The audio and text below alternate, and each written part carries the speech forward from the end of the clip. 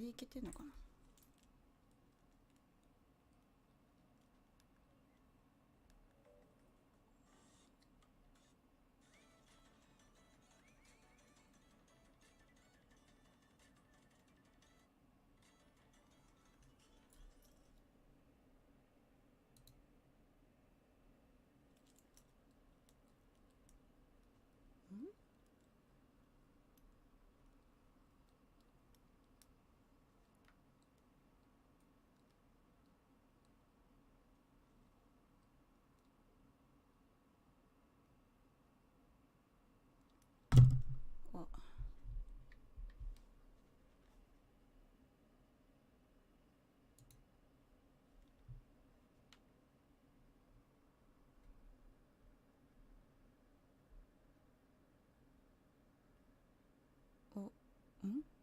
これ音声入ってないかもしれない。まあいっか、音声入ってなくても。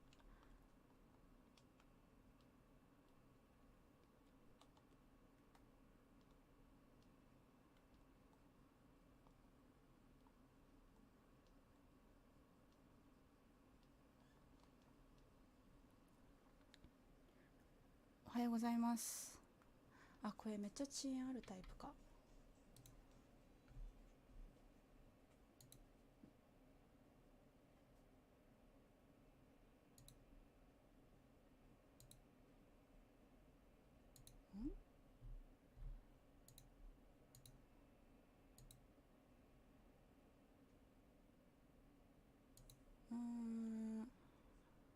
あ、音声入ってます。ありがとうございます。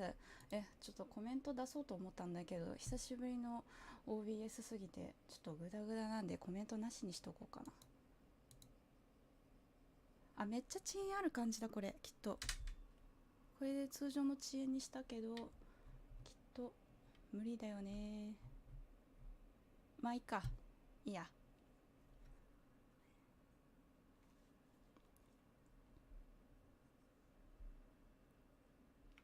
めっちゃ遅延あるな。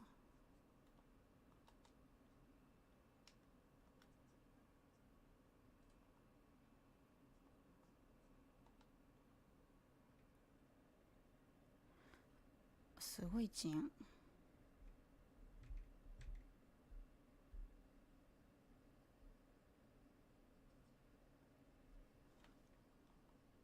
とりあえず座っとこう。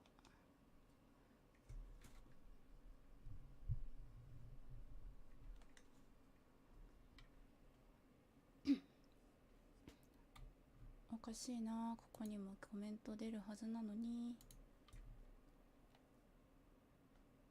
出ないの。ふむ。出るはずだと思ったんだけどな。まあいいでしょ、音声が聞こえるなら。これゲーム音聞こえてます？ゲーム音が一番聞こえてほしい。音声はどうでもいいんだけど、ゲーム音は聞こえるのか。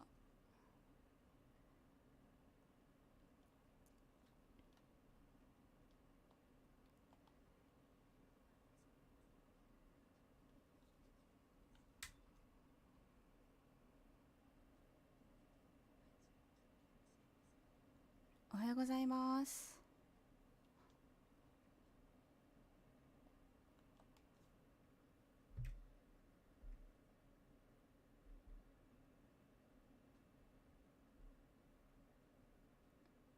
ゲーム音聞こえてないかも。それはどこでいじるんでしょうか。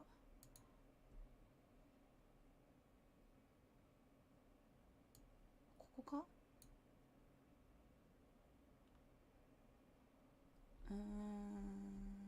あ、本当だ、聞こえてない。わ、どうすんだろうこれ。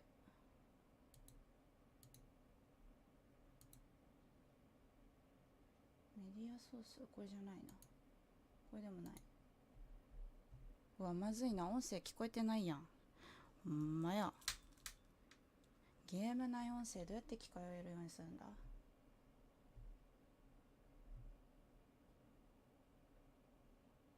一旦非表示。どうやってやるんだろう。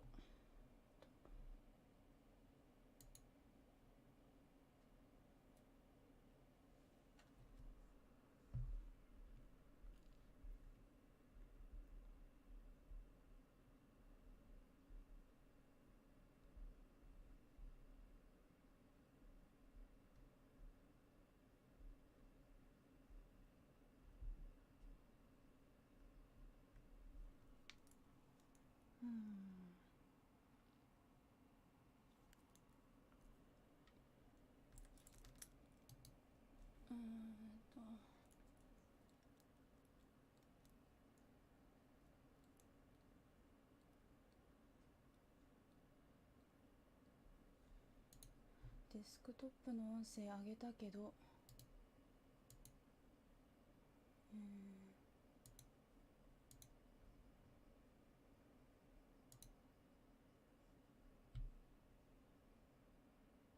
これかな、モニター、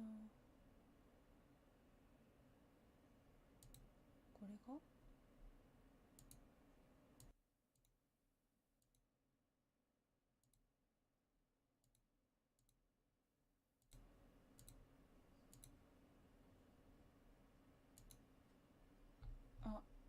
いけた？いけてない。これ私の音声が入ってる。これじゃないな。ちょっとグダグダ。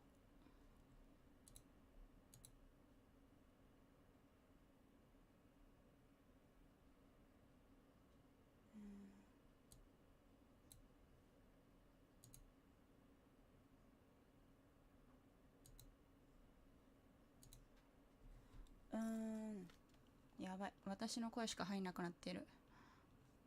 まずいね。そしてコメントも見れないし、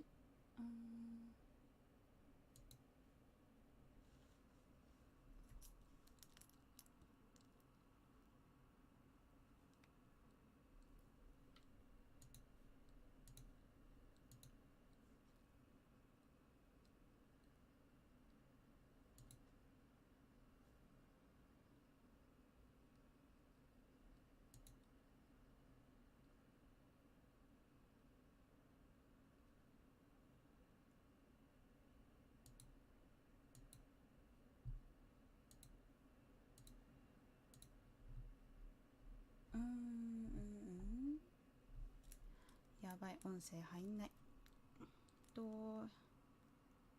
いやきつい、それはきついよ。 BGM 歌うのはきついよ。ゲーム内音声の設定、ゲーム内のね音声はね、結構私はヘッドホンしてるからか聞こえてるんだよね。私がヘッドホン外したら聞こえるタイプとかそういう感じ？一旦外すか。いやでもなんか違う気がするけど、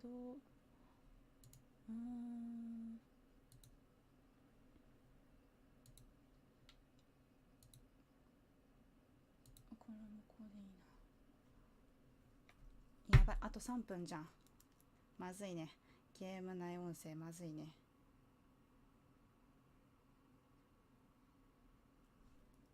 出力が間違ってんのか。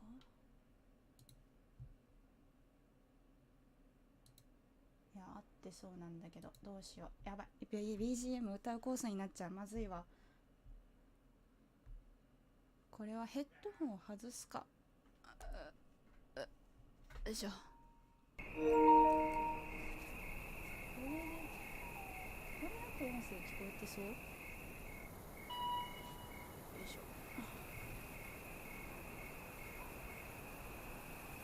これでどう？音声、ゲーム音声聞こえてる？なんかデスクトップの音声反応してそうなんだけど。本当？じゃあよかった。ならよい。ならば私は自分の配信で音声を聞きながらにすればよいか。めっちゃ違いそうだけど、まあいいか。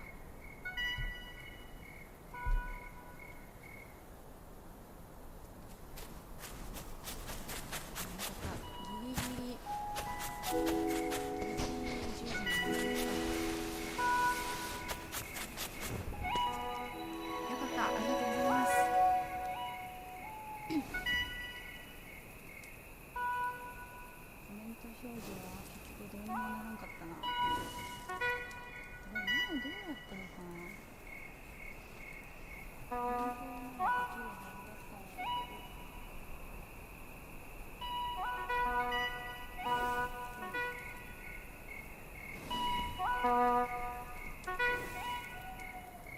本当ですか？ゲーム音ちっちゃい？ゲーム音ちっちゃいのどうしたらいいんだろうか。わしの声がでかいのかな。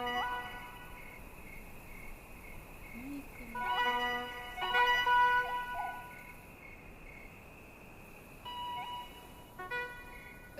遠くなった。多分それは本当に遅延があるからどれぐらいかわかんないな。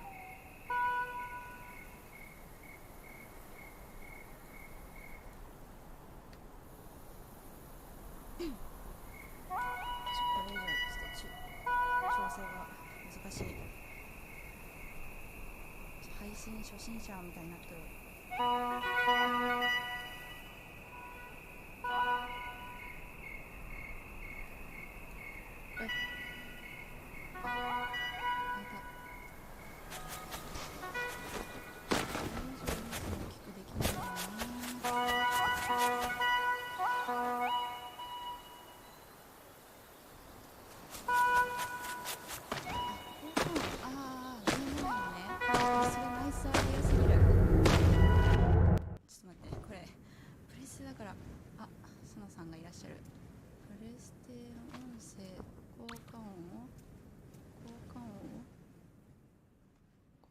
すればいいか。これでどうだろう。うわ、すっごいめっちゃ人いる。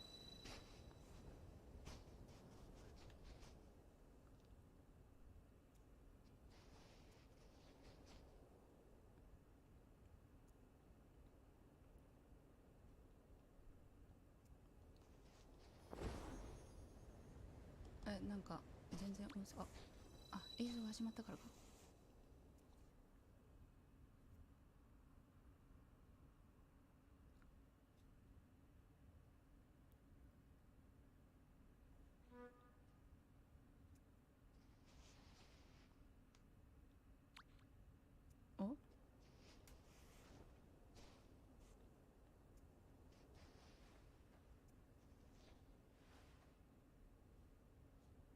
なんか音声ゲーム内音声聞こえなくなっちゃった。これみんなか。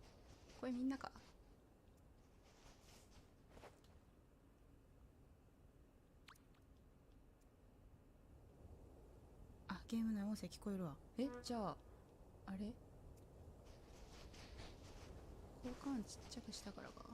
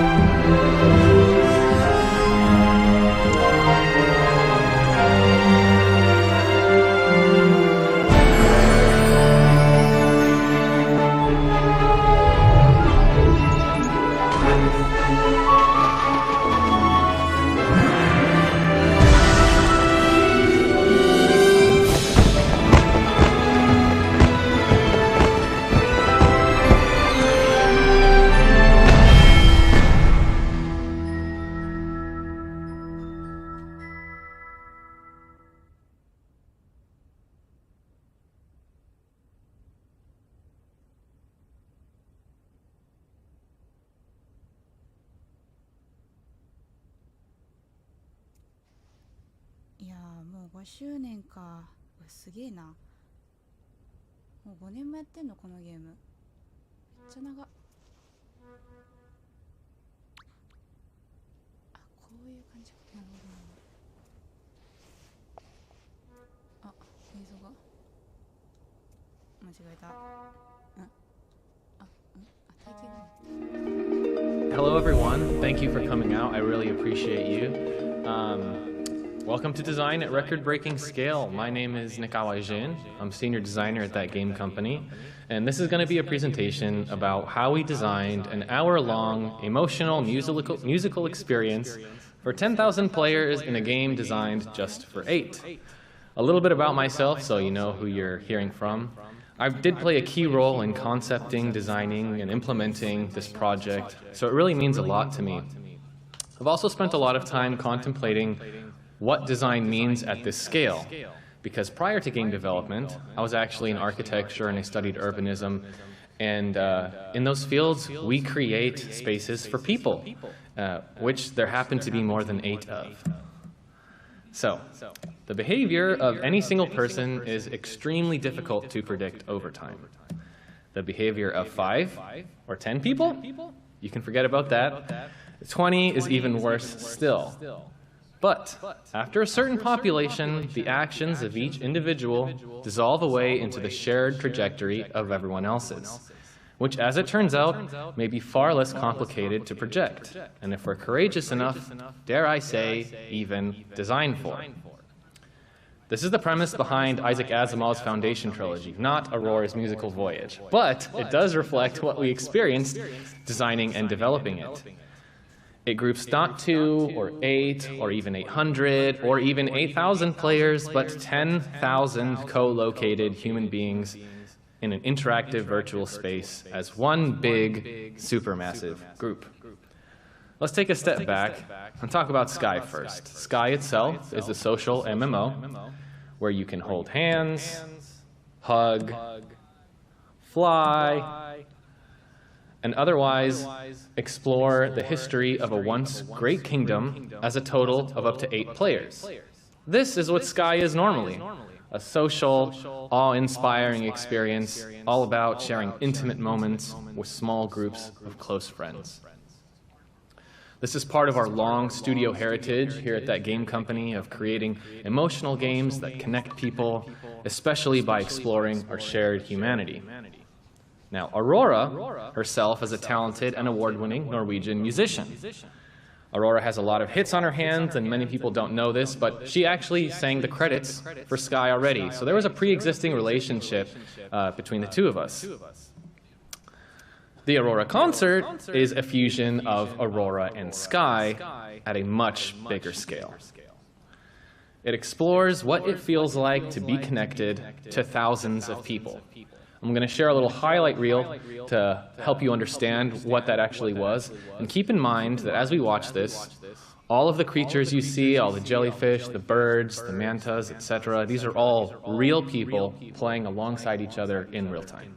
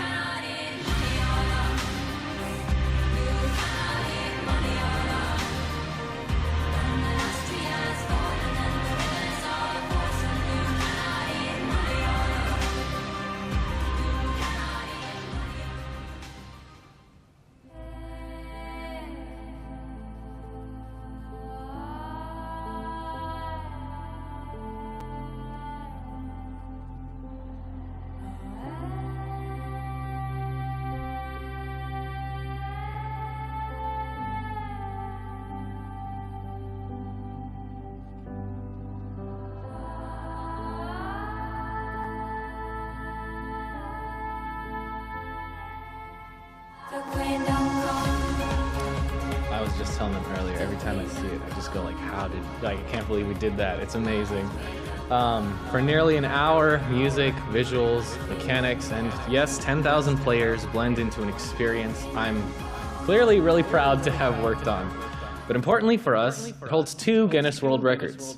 1 for most players in a concert-themed virtual world, and 2 for most avatars emoting simultaneously. I'm fairly certain there are other records that we qualify for, but those are the official ones at the very least. So, let's talk about what we learned making it.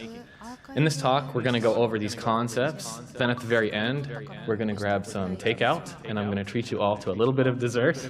And importantly, along the way, there are going to be countless analogies, mainly because it helps me understand things when I analogize it to something else. And our guides will be these friendly folks. I made these. These are personifications of all of those concepts we saw earlier, because it's fun, and also because I think it helps with when a concept is physicalized somehow. So let's meet this group. This is Scale. Everyone say hello, Scale. Hello, Scale.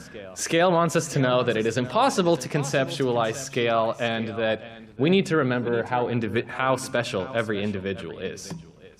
Okay, let's try to conceptualize things at this scale. 10,000 is big. It's really, really big. In fact, I think it's so uniquely big that we need a new term to help us talk about it. Supermassive group. For context, Sky is designed for 8 people, or to say it differently, accommodates 8/100ths of 1% of our intended player count. This is a clip from Powers of 10, a 1977 short documentary by Charles and Ray Eames, all about scale. So you can see the difference between what scale means at 1 meter for 1 person, all the way up to 10,000 meters for 10,000 people. Of course, if you're going by square meters, you would have stopped earlier. But the fact still stands, that is enormously large. And that was the first lesson that we learned, was that it is simply impossible to properly and consistently conceptualize the size of such a group. It's just so big. Our mental number lines bias towards smaller numbers, and Dunbar's number, which is the theoretical upper limit for how many people humans can maintain in their social networks at any given time, is just 150. We want to obliterate far, far, far, far past it. So, I will be defining supermassive group with absolutely no authority to mean a group of concurrently active and co-located real-time network players in groups of 1,000 or more. But in our case, we're talking 10 times that, 10,000. All the while, somehow, we have to still ensure that the humanity of each participant shines through.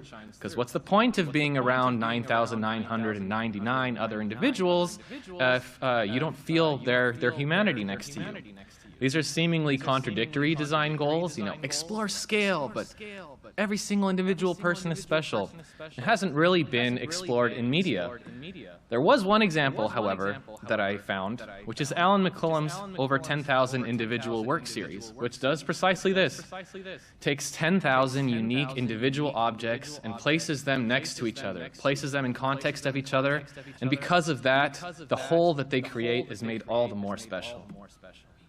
So we want to do this, but interactive and to music with real people on mobile for an hour. This has never been done before, so we have to chart our own path here. So thank you very much, Scale, for making us feel really good about ourselves, but for teaching us the important lesson that it is impossible to conceptualize things that are this big, and reminding us that we need to make sure every individual is special. Well, let's say we've done this. How can we start organizing things? How do we start, planning our design? Well, our good friend Structure, who ought to be in all of our projects.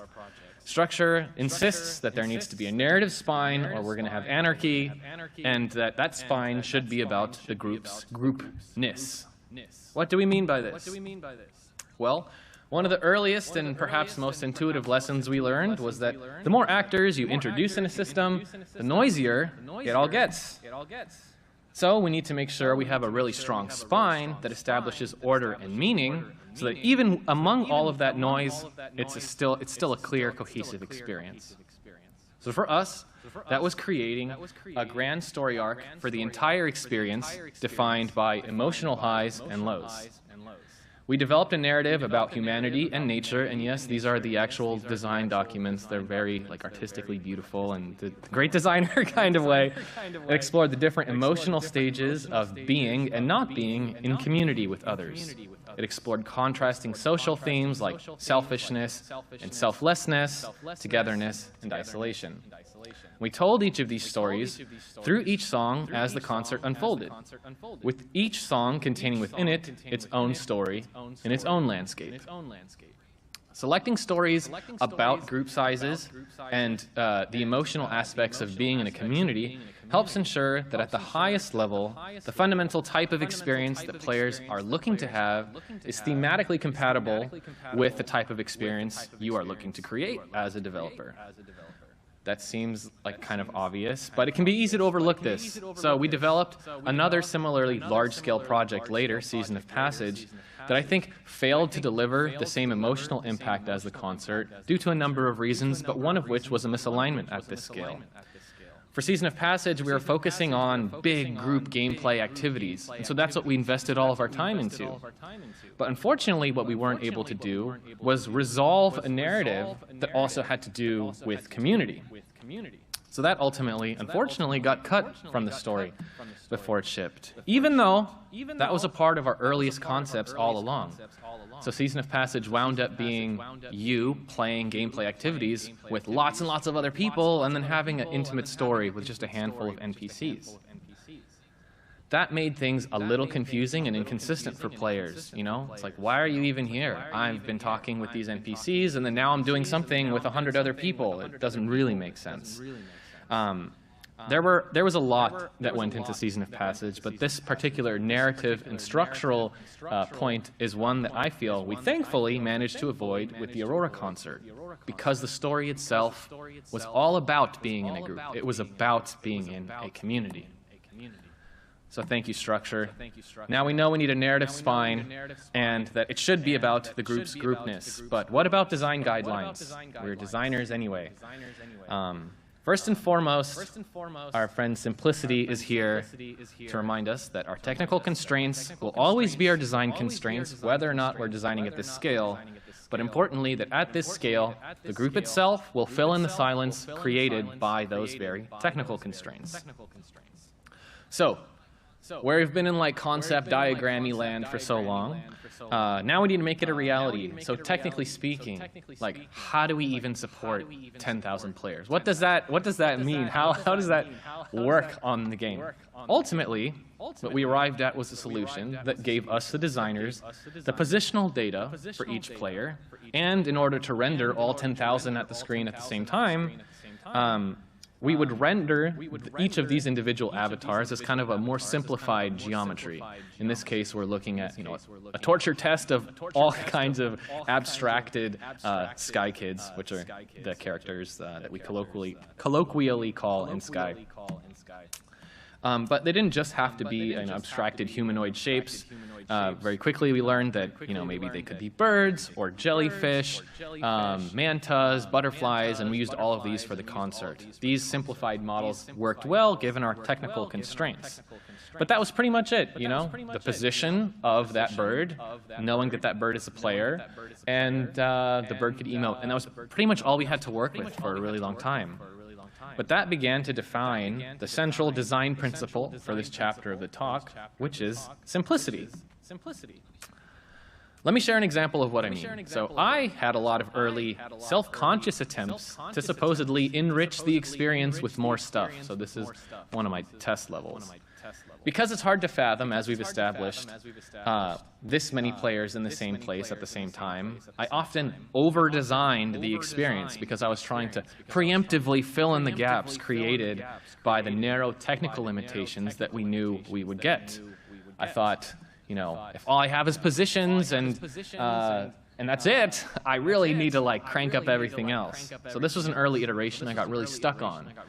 I thought, well, for the song to be interesting, the narrative content of the song that I mentioned earlier needed to unfold in some mechanical kind of way, So in this version, AURORA, which is represented as this flare, kind of moves throughout the environment and then distributes these blue orbs that pulse with the music, and then the player approaches those orbs and then they start orbiting around them, and then that reveals a little vignette that tells a story, and in this case, they're just big blocks, which you'll see in a little bit.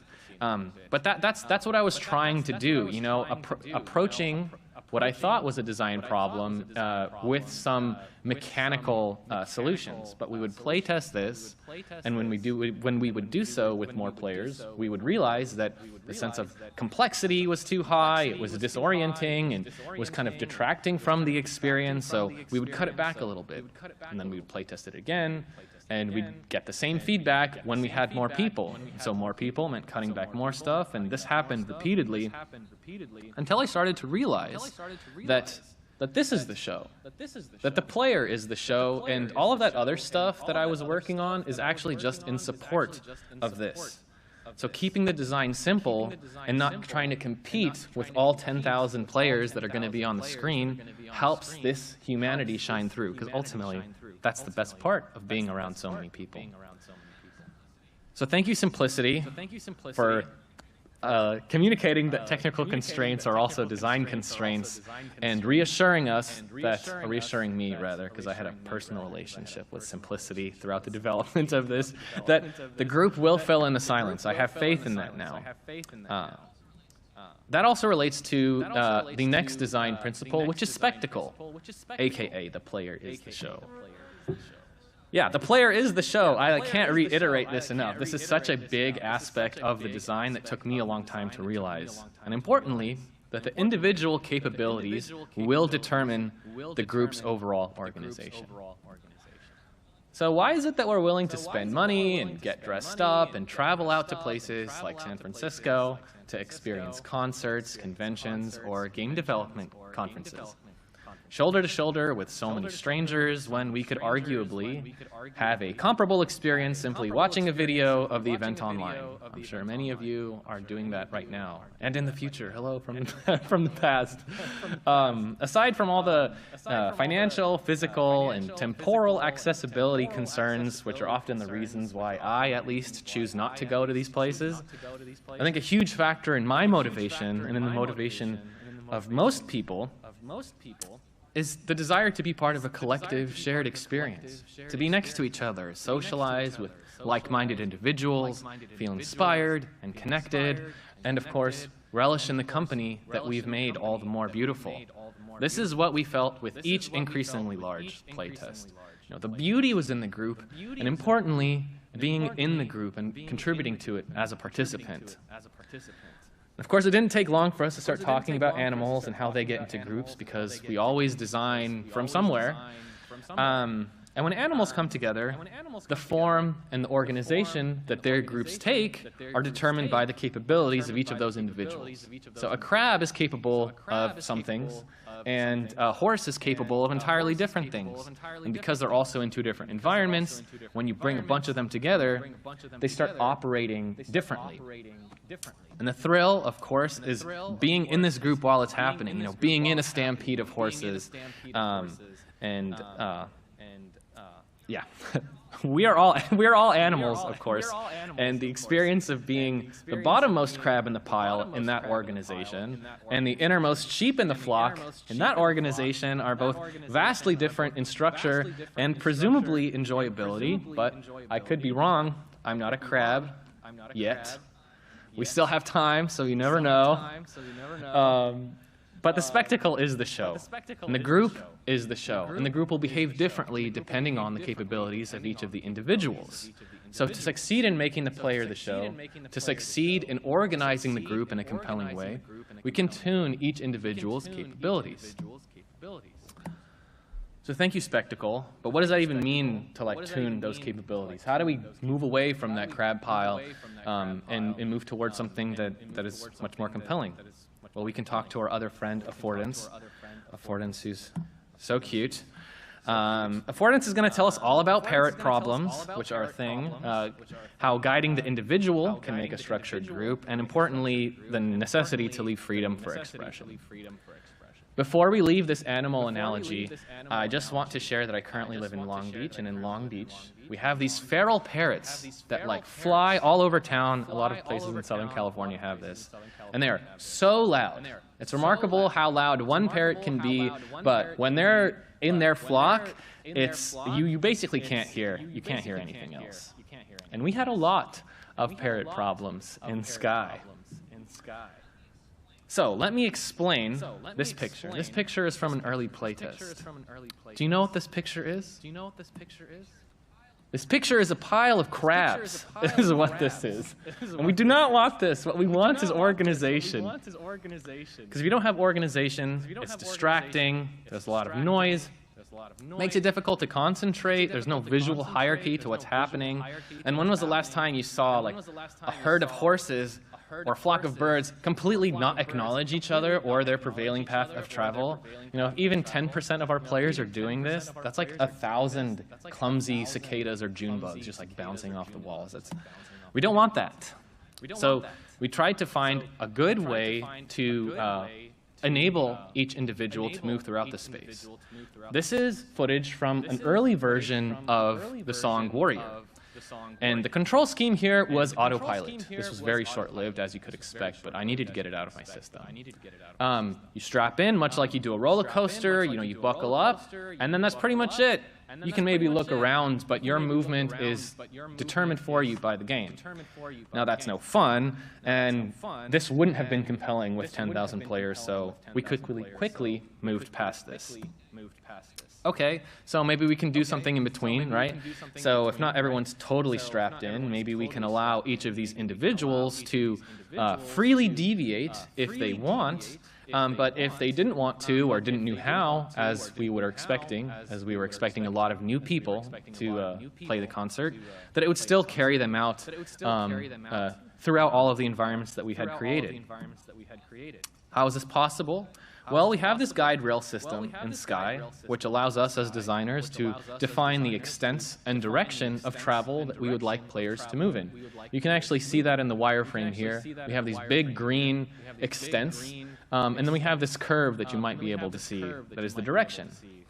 One of our great engineers, Maxwell Zietz, improved this and created kind of like a laminar flow version of this, which allows the individual to move, or to be guided rather, along the tangent to the curvature here, regardless of whether or not they're closer to the center or further out to the sides. The best way I can describe this is being in like a lazy river. So it's kind of difficult to push back against the current in such a river, but I could get inside with a bunch of my friends at the same time and experience this journey together while still having some freedom to kind of go this way and that.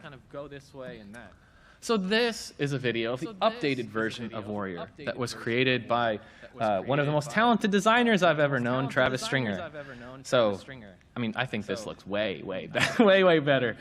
The guide rail system that we mentioned earlier helped literally and figuratively align everyone and gave a strong sense of community and intention, and it ensured that there was a legible trajectory to the entire experience. Remember that each manta here is a real person somewhere in the world, and I think you can really feel that a lot more when everybody's moving together. Importantly, for us as designers, we could know where players would be, roughly when they would be there, and that way we could set up shots like this, which I think is one of the best shots from the concert. But also, sometimes we didn't want players to be kind of guided on these rails. Sometimes we wanted the player to be able to maneuver freely throughout the space. Why would we want this? Well, if you've been guided for so long and then all of a sudden you're not guided anymore, you might feel uneasy. This place might feel mysterious. And that's what we were trying to achieve with All the Soft inside this song here. But if they're not on the rail, then people start bonking into objects and getting stuck in geometry. A lot of people don't even know how to use a camera, so they miss out on entire portions of the song. That's stressful and pretty ungraceful. And the last thing we want is for you to be embarrassed or self-conscious in front of 9,999 other people.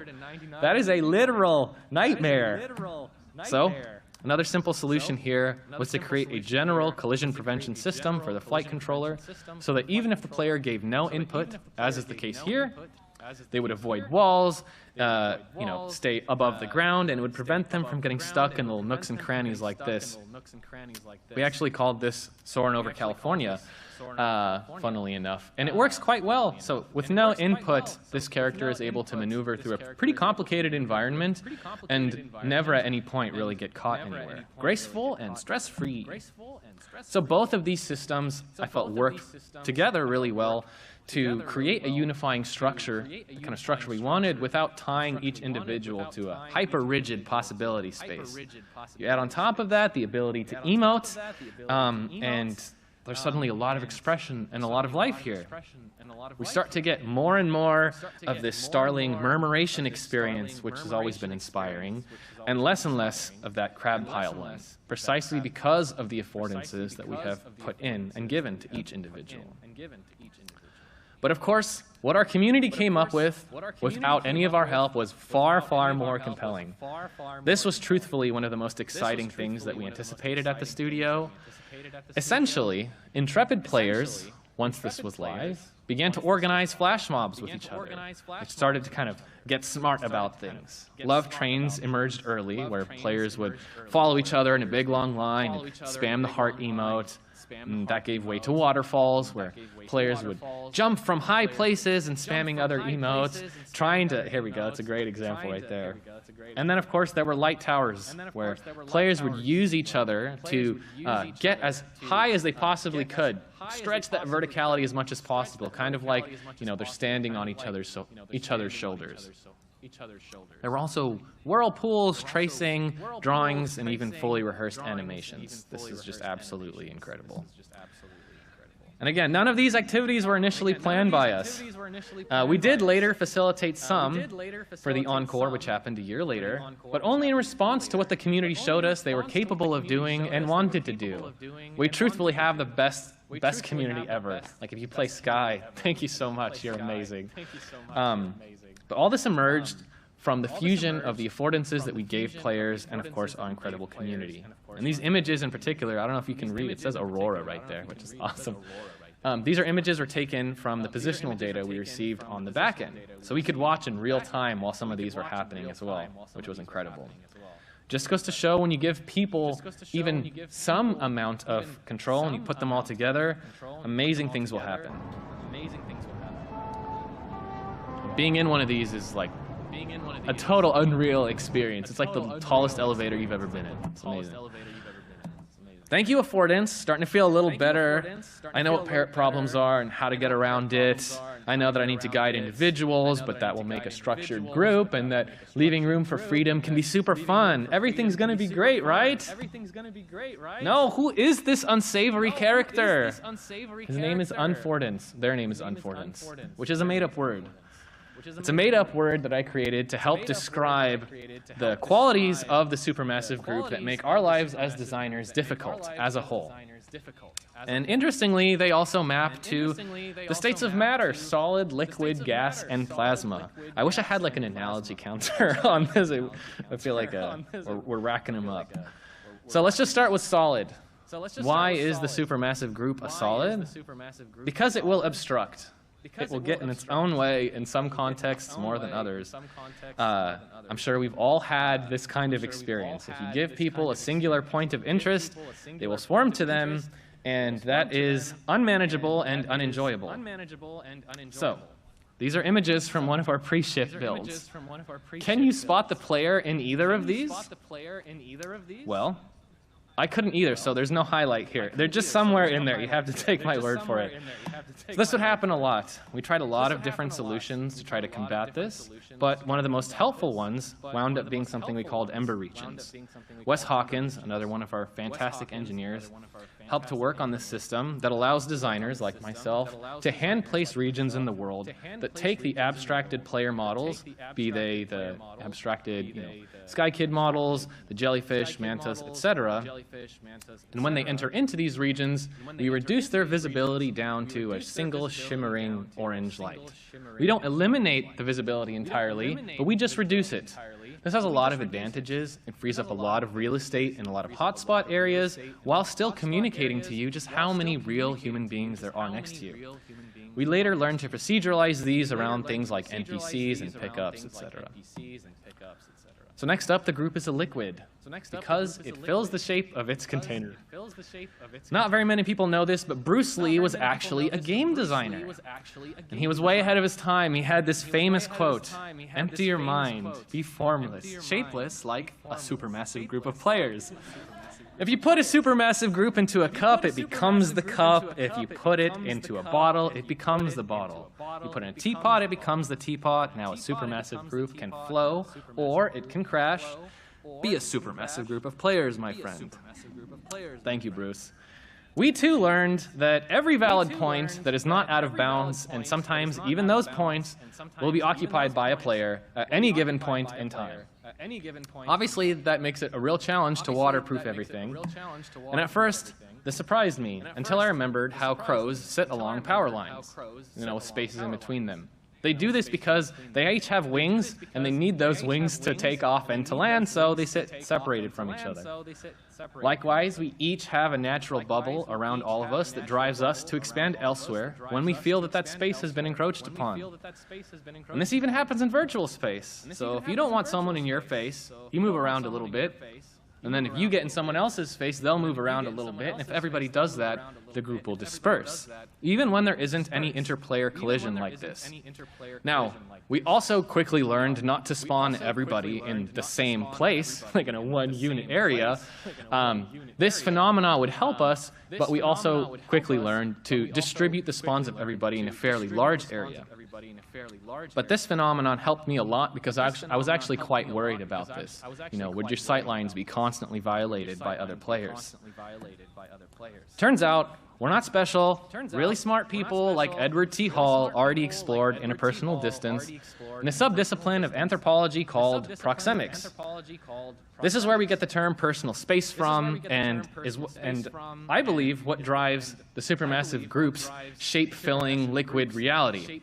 I think this is the natural phenomena behind all that. So what did we do as designers? Well, to accommodate this, we just designed enormous environments, bigger rails, bigger boundaries, especially when we have more players. It helped me, at least, to not understand the group like a mass of individuals, which I was doing at the start, but instead think of them like a deluge or a wave that spreads to fill the extent of every new play space. A fluid that occupies all the space you give it, very much like a game of pipe mania. And yes, it can feel as stressful sometimes to try managing such a group. All right, the group is a gas because it is compressible. Not only will it morph to fit the shape of its container, but it will expand or compress to fill that shape, be it larger or smaller. So let's look at this gas of jellyfish. If each one of these jellyfish is an individual gas particle. They're in this tiny cave, and the kind of jellyfish per unit volume is actually quite high in here. As we transition to this much larger cave right after this, we'll see that this group begins to depressurize. The gas begins to disperse. It doesn't happen immediately, but it does happen. Now, this can be an issue if we're just looking at it superficially speaking, for crowd control reasons. Oh my gosh, I have 5,000 players, 10,000 players, and I'm trying to get them through an area that's much smaller. This is going to be such a pain. It's going to be very difficult. But we can also use it to our advantage. So now, at this point, the kind of jellyfish per unit volume is much, much less. It's dispersed. So we're going to level up this analogy. We're going to talk about Boyle's law and Charles' law. Boyle's law states that at a constant temperature, volume increases as pressure decreases. This is pretty straightforward. You make less space for players, and they will start to feel more pressure. Fair enough. Charles' law states that as volume increases, temperature increases. So I'm stretching the analogy a little bit here, but I actually think if we understand temperature in this context to mean a kind of emotional sensitivity, I think it works quite well. You know, if we make less space for players, we make them, we increase their sensitivity to feel emotion. As designers managing supermassive groups, where we have lots and lots and lots of particles, 10,000, 5,000, what have you, we can use this to reinforce our emotional message. But again, turns out we're not special. My childhood friend, Frank Lloyd Wright over here, called this compress and release, where sequential spaces are designed with contrastingly low ceilings and tall ceilings, and narrow walls and wide walls to highlight sensations of tension and freedom. This picture of this atrium, I think, does a really good job, where you have this tall atrium preceded by this low overhang. It's a technique we all probably use as level designers, but again, once you have this many players together acting as these individual gas particles, the effect can be quite powerful. Feeling uncomfortably close and then liberated and distant became a central motif in songs like All Is Soft Inside with the jellyfish and Warrior with the mantas that we saw. It was so powerful, in fact, we used it in the finale, Queendom. So take a look at this video and notice how everyone gets compressed and then released. There we go.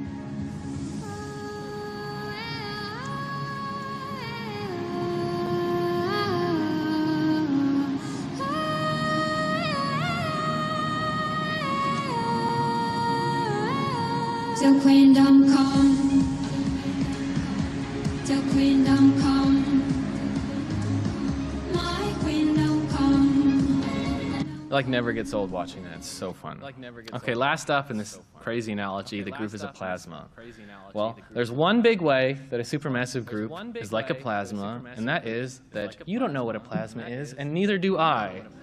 Aspects of it will always be beyond the realm of our understanding. So thank you, Unfordance, for informing us about all of these different aspects, but also giving us a way to combat them. So now that we have this, we understand scale, we've got simplicity and spectacle and all of these things in our head. What can we do to make our lives easier as designers?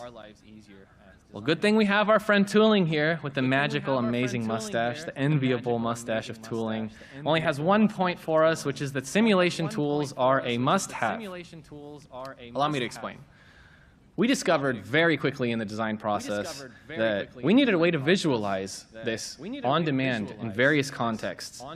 If we had 10,000 mantas in a really small space, that could compromise a lot of things: noise, performance, experience, emotion. Human behavior is hard to simulate, but our engineering team did create this tool called Follow Guys that allows us to spawn any number of players of any model at any radius around us with any shout frequency that would follow us as we move. We use this constantly throughout the development, especially when spot testing suspicious areas. Like, what's the worst case scenario like? Well, let's say 10,000 players manage to organize themselves and shove each other into like one concentrated area. What might that look like? I truthfully can't conceptualize a project at this scale without such a tool. As our needs grew, so did the tool itself, and I am eternally grateful for all the great engineers who helped build this and expand this. And yes, it never gets old just to see what it would have looked like if everybody was a little fishy watching the concert instead. So thank you, Tooling, and your wise mustache. Simulation tools are a must-have, I understand. But, as we mentioned, even the best tools can't simulate one thing, and that is sociality. Sky is a social game after all. Sociality also happens to have the best analogies. We're going to get into these right now. So from the very beginning, we knew that to appreciate the humanity of such supermassive group sizes, players need to feel the loneliness of being all alone. You'll quickly lose appreciation for even the most delicious chocolate cake in the world if that's all you have to eat for every meal. Because we wanted to centralize that appreciation for humanity, our core arc, which we saw earlier, takes this chocolate cake approach, where it doesn't always force you to eat the chocolate cake, and likewise, doesn't always force you to be surrounded by 10,000 players. Instead, the story revolves around building up, breaking down, and then reviving the group, the number of players. And in this way, we can think of the player population in a supermassive group as an allegory for the player's emotion. So yes, while the stadium seats 10,000, and at various points along the way, you do experience the concert beside 10,000, we don't give you that luxury the entire time. We hold it away from you and use it as a tool to reinforce our emotional goals. So when you start, the first song of the concert is Exhale, Inhale, and you are all alone. You feel quite small. But we transition you to Runaway, and then you're beside 400. By the time that song reaches its climax, you're at 1,000. You start to feel very hopeful. But then, with All Is Soft Inside, the next song, we humble you back to 200, opening it up to 500 as the song reaches its climax. Now you're breaking free from your inhibitions. And in Warrior, we surround you with the full 10,000. You feel unbeatable together, until you make your way to the seed, where your numbers start to drop and drop slowly until you are one fragile, solitary little butterfly flying through the darkness. Until you eventually reunite with one other butterfly, and then you reunite with 500 others. And you make your way through space together, and you make your way back to the Colosseum. But this time, it's totally empty. Not even you are there. No one else is there either. Complete and total silence and absence. A single star descends from the sky, and the full force of 10,000, all of us together as one big group, appear once again to emphatically celebrate the closing song, Queendom. The depth of your feeling of connectedness to the humanity around you is deepest when contrasted with the shallowness of your own solitude. You can call this a kind of emotional theory of social relativity. I've got analogies all day. They're going to keep coming. On a different note, your ability to connect to individuals and see yourself in relation to them is predicated largely on your ability to differentiate these individuals from each other. Homogeneity in any group is to be expected, but as Homo sapiens, we're all bipedal mammals with like flat fingernails, weird hair distribution, lanky arms and legs, you know. But between us, we span a beautiful range of shapes, colors, sounds, movements, and yes, even smells. Now, imagine the last concert that you went to, and then imagine being surrounded by 1,000 Agent Smiths. That is not the experience that we wanted to create. So, to combat this Agent Smith syndrome, we were able to do a couple things, like tint the model of these players, the abstracted players, with whatever color cape they would be wearing, scaling them with whatever height they had, and of course allowing them to emote with 4 different expressions. There's always room to improve, but remember, we're dealing with a supermassive group of 10,000 players being networked and sharing this space together. It really is an engineering marvel. We'll take what we can get. I think even this limited diversity helps nudge us out of that social uncanny valley where players can feel real but aren't totally real altogether. Thank you, Sociality, for your wonderful analogies with the emotional theory of social relativity, aka chocolate cake, aka distance makes the heart grow fonder, and the wonderfully named Agent Smith syndrome. I really appreciate you. But just because we've done all of that doesn't mean that everybody is aligned. That's what alignment is here for. 2 lessons here. 1 is to foster nearby solidarity with players, and 2 is to regularly regroup players throughout. It's one thing just to bring everyone together. It's another thing to align their experiences in one big shared narrative. Did you leave with an understanding that you all went on the same emotional journey together? Everything we've said already contributes to that, but some of the biggest factors, I think, actually emerged out of, surprise, surprise, technical and logistical concerns. 1, about where you would be seated to view the experience, and 2, how we would even synchronize the timing of all of this. These were chat benches and intermissions, and that's what we'll get to right now. So first, chat benches. This is a system that already exists in Sky. It allows up to 8 players to chat with each other if they're seated on the same bench, and it's used across the game to facilitate moments between friends and new players. Because you have to be seated at the bench, and because it allows you to chat with other players, and because it already supports 8 players, which was our standard room size, this quickly became the conduit for us to assemble the Coliseum, and this is how it contributed to alignment. When players join the concert, they're placed at a unique seat on a unique bench, which they are free to change until the concert starts. But once it starts, players all take their seats and begin their journeys together, a lot like the seats on a roller coaster. And yeah, we had a lot of like amusement park conversations during the course of development here. These players, these benchmates, become your cohort. You chat with them during intermissions, you hype each other up, you share thoughts and feelings about the excitement of what is to come. And in them, you have a safe personal space. And that's important, especially when at any moment you could be surrounded by thousands upon thousands of players. It aligns your unique experience with just a handful of other players, and you can leave with specific memories you've made together. So that's what we did on the small scale. But how do we align everyone? That's where the intermissions came in. And again, the intermissions came from a concern, and that concern was, how do we reliably and synchronously transport all the players to all these different levels, given the wide range of mobile and non-mobile platforms we support? Load times could be nearly instantaneous, or they could be rather long. And at this scale, and with this many songs, and with this many transitions, the compounded error of those discrepancies would turn the concert into an absolute incoherent mess. So instead, we tied the transitions to a global clock and created a 1 to 2 minute buffer to account for those delays. We could have done with less time, but then we would have had awkwardly short pauses and breaks, so instead we leaned into them. And that seemed to work quite well. It allowed late players to join during these intermissions, and again, allowed you to recompose yourself with your group. By the way, we know that this like global clock strategy works quite well because in a later event, Days of Color in 2023, we didn't approach it with this global clock strategy, and that was really difficult. We had a lot of synchronization issues. So basically, we got confirmation that what we did for Aurora worked well, so that was great. But in these intermissions, we could recalibrate everybody because Aurora would provide some narrative exposition to propel us forward. So even if players were distracted, everybody would get realigned here. Aurora acknowledged what had just previously happened in the last song, guide us in some group activity, let's all chant together, what have you, and then introduce the next song. If you've ever been in like a really long meeting and then somebody at some point goes like, hold on guys, what is this meeting even about? And everybody kind of figures it out together, and we say, okay, and then we proceed. Aurora was basically managing 10,000 person meetings for us. So these actually wound up becoming super, super important. And unknowingly, one of these moments became a developer and fan favorite, myself included.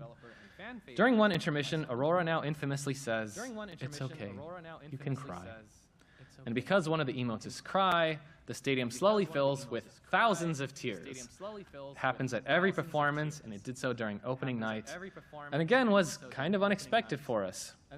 Aurora says a lot of things in the concert, but because this was such a genuine line, and we had a relevant emote, and everybody found themselves at that emotional context, it results in one of the most community-affirming moments of the entire experience. Everybody voluntarily and spontaneously crying together. If crying with 10,000 other people doesn't bring you all together and align you, I don't know what is. And yeah, we tracked them throughout the concert, and you can see those 4 big spikes are all those intermissions, all of the emoting that's happening there. Thank you, alignment. We have learned your lessons. We're almost there. I promised takeout, but instead I'm going to deliver 4 small lessons, kind of like takeout, just 4 little morsels, little bites. 1, as you increase the player population in a supermassive group, your player distribution will multiply and not blur. I thought that would be the case, but it turns out that if you have a hotspot with 10 people, you will have a raging inferno with 10,000. So be on the lookout for that. Takeout number 2. Design for latency. You can try to, design for everything being perfectly synchronized, but that's fantasy land. Or you could live in reality and just accept the fact that things are going to come in at different times. Nothing in our experience fundamentally breaks if you experience it 5 or 10 seconds later than everyone else, even despite all of the work that we did to synchronize everyone. You can actually see here, Aurora is moving around pulling players in, and there's actually quite a long trail behind Aurora of everybody that comes in with their different latency. And this worked to our advantage, particularly during the big Aurora yeet that she does at the end of Queendom. I think this would have been far less compelling if it was just a uniform sphere just expanding outward. I don't think that would have been as great or filled with as much charm and character as this wonderful explosion here. I mean, it's great because of the latency. We're almost done. Takeout 3, synesthesia as a pulse. What is synesthesia? Synesthesia is just aligning the visuals that you're seeing with the audio that you hear. We're going to play a little sample so you can see.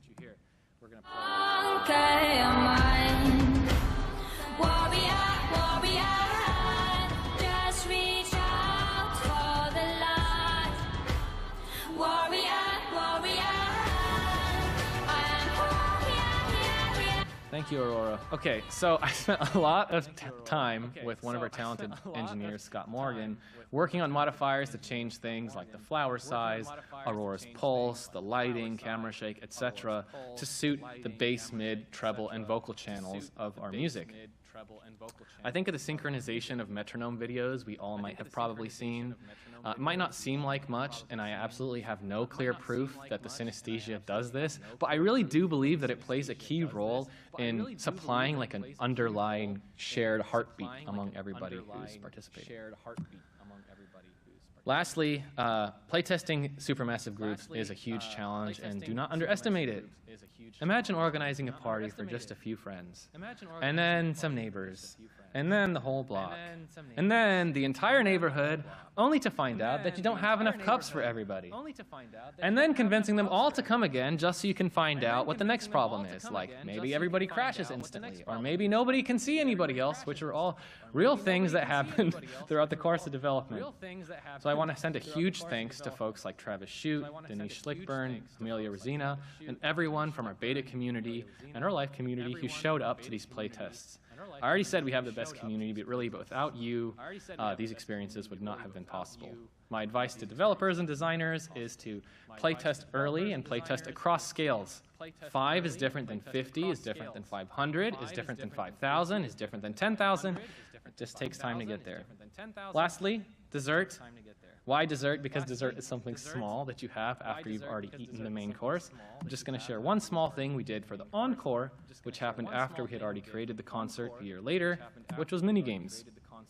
So, because the intermissions work so well at aligning everybody, we wanted to do something before the concert started for the encore.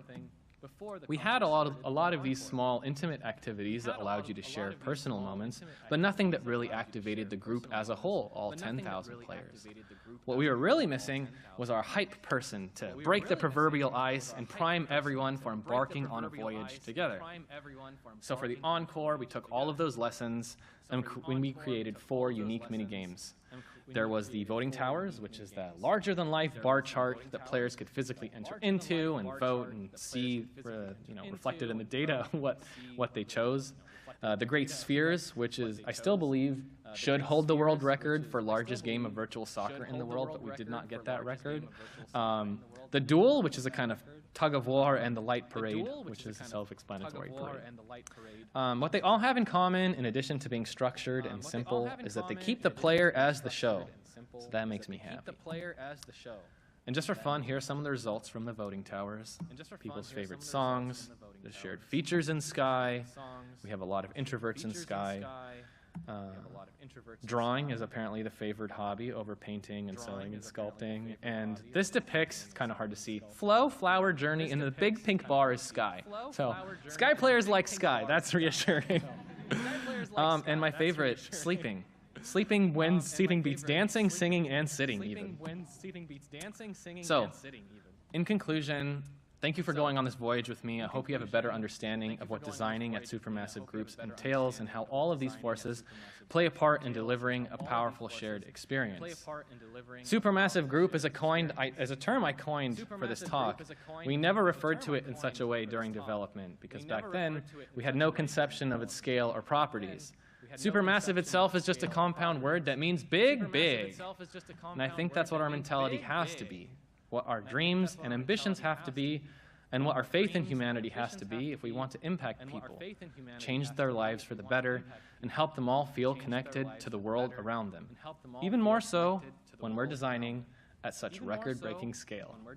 Thank you very much, everyone.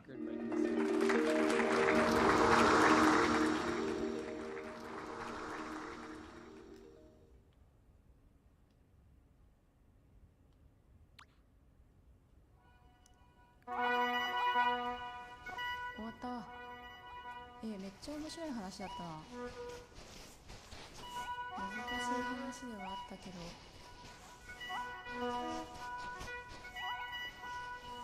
ゲーム開発大変だね。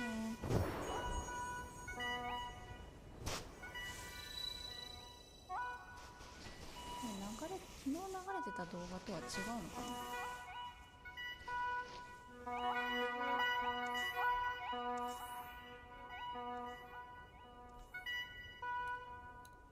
よいしょ。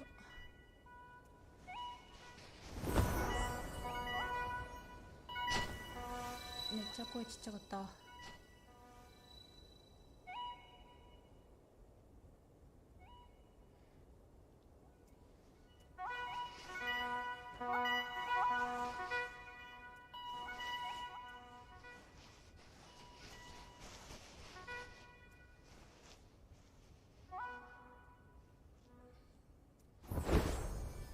この後なんだっけ？あ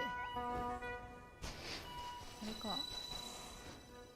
奇跡の方に移動するんだっけ？か。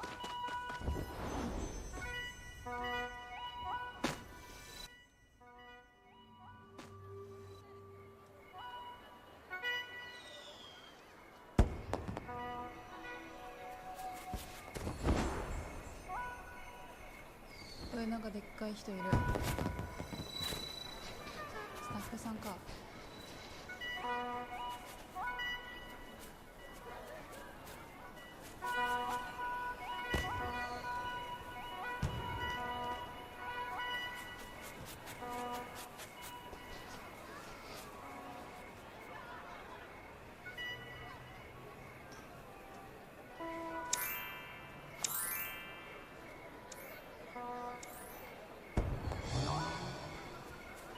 コメント欄ってどうやって出すんだ。コメントじゃねえわ、なんだっけ、スカイのコメントのやりとり、どうやって出すんだろうこれ。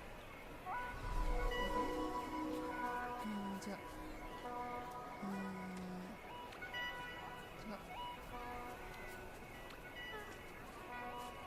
やばい、コントローラー操作が、これじゃない。どれ。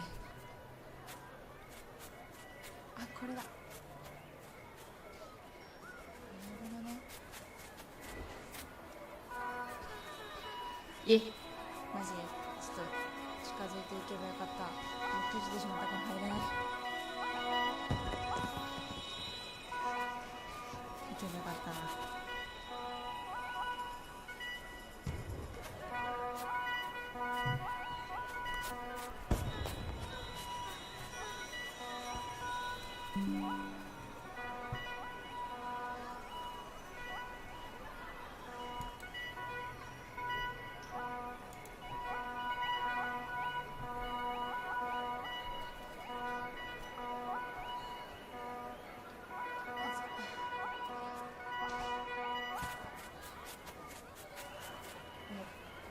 どっかエリアに移動か。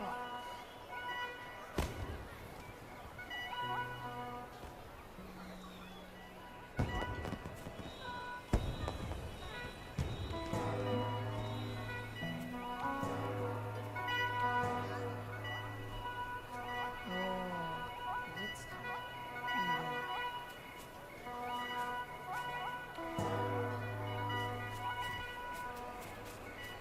このフェスティ君が結構苦労して作られてるっていうのがめちゃめちゃ分かって面白い映像だった。すごいね、開発の方。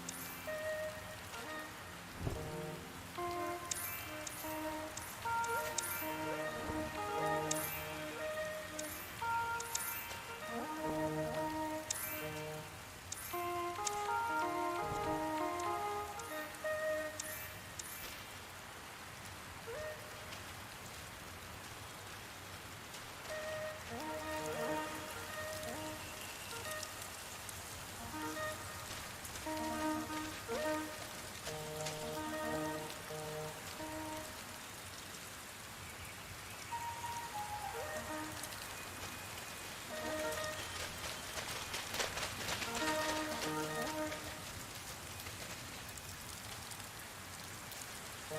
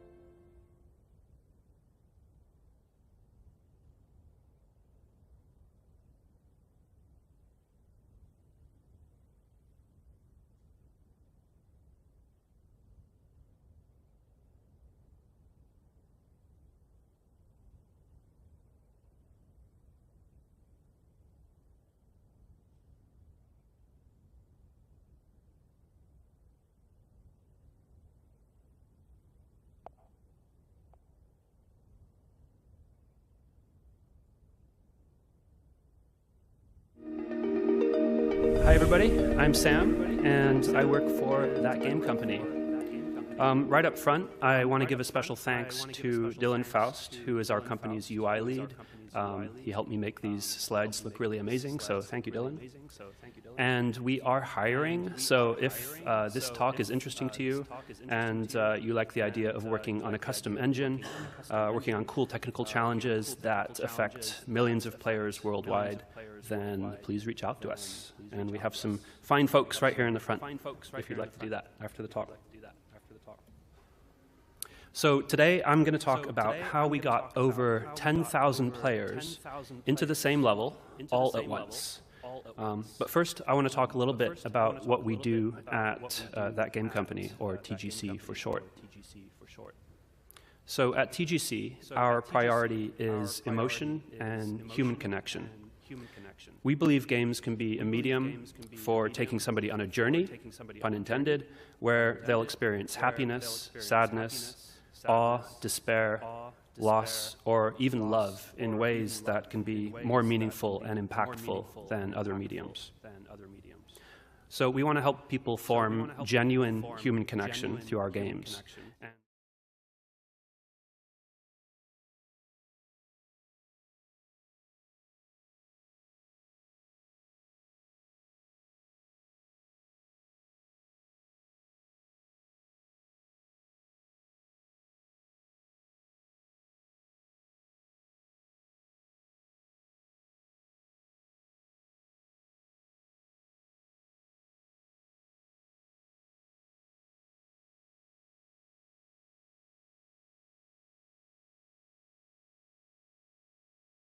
Sky is about developing lasting relationships with people all around the world through shared adventure, activities, and creativity. Sky is a live service game, so our team works really hard every day to create new content and stories and events for the players. And we developed Sky using our custom in-house engine.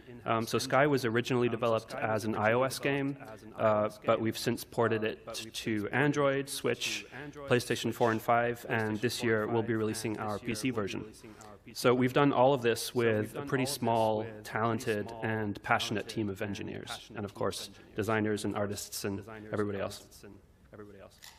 So sometime around 2021, our CEO and design director, Jenova Chen, had an idea for an in-game event for Sky, a music concert. So he brought this idea to me during our weekly discussions, and he asked, would it be possible to interact with thousands of other players at the same time, in the same space, like a real-life concert? Now, for context, the most amount of players on screen at once in a normal game of Sky is 8. We have to run on an extremely wide range of devices, including some pretty low-end Android phones, and to this day, we still support the iPhone 6. So on top of that, our server architecture at the time also supported a hard-coded maximum of 8 players. And the vision for the concert was to increase that player limit by over 3 orders of magnitude, from 8 to 10,000.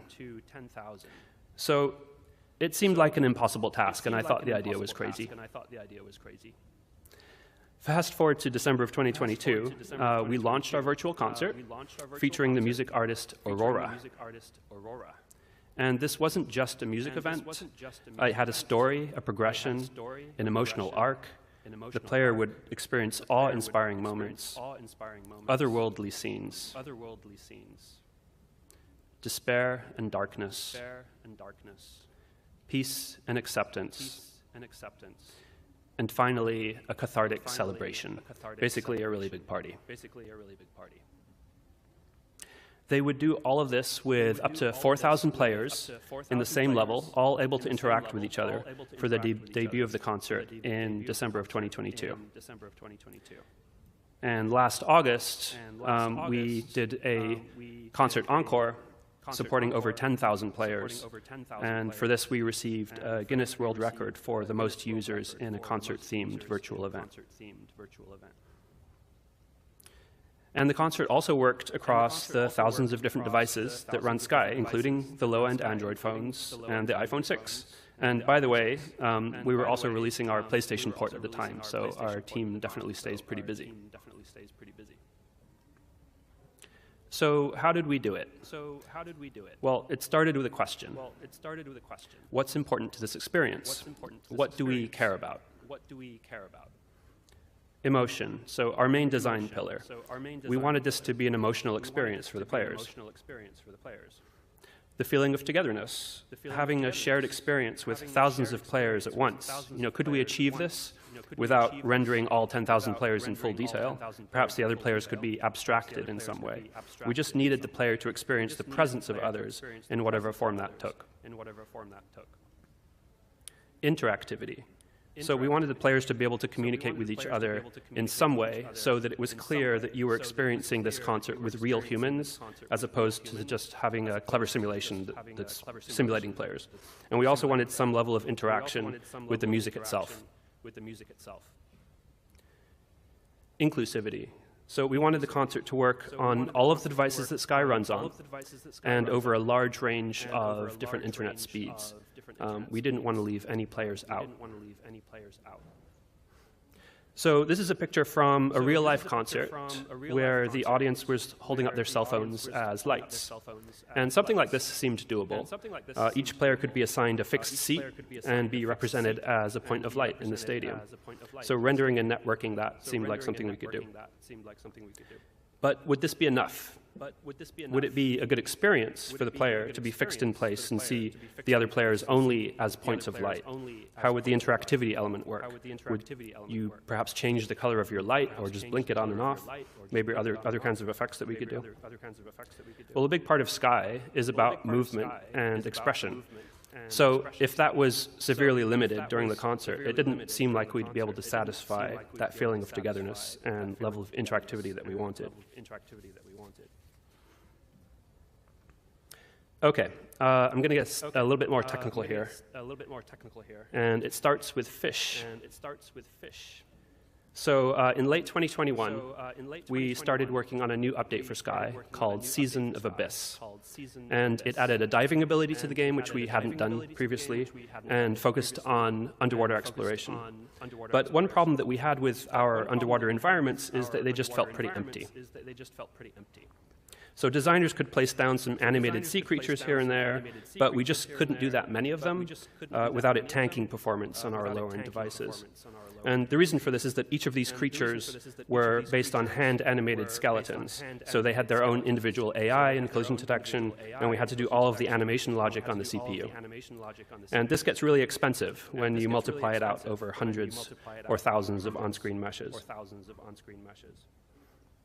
So to solve this problem, we implemented a little fish school system. And the entire school of fish was treated as a single entity, and we're able to optimize their steering and flocking behavior this way by having a sort of like little loop that just controls that one entity. And to render and animate the fish, we utilized static mesh instancing, and we implemented some procedural animation inside the vertex shader to make the fish wiggle as it swims. So the fundamental idea is to just defer all of the animation work to the GPU by having the vertex shader modify each position of the source mesh based on one or more input values like time or speed. And for this wiggle effect, we picked the sine wave based on the position along the z-axis in object space, and then we rotate the vertex around the pivot point of the mesh. And this works great to create this effect, and the CPU isn't burdened with any of the animation work. It's all deferred to the GPU. So as far as the CPU is concerned, all we're dealing with is a static mesh.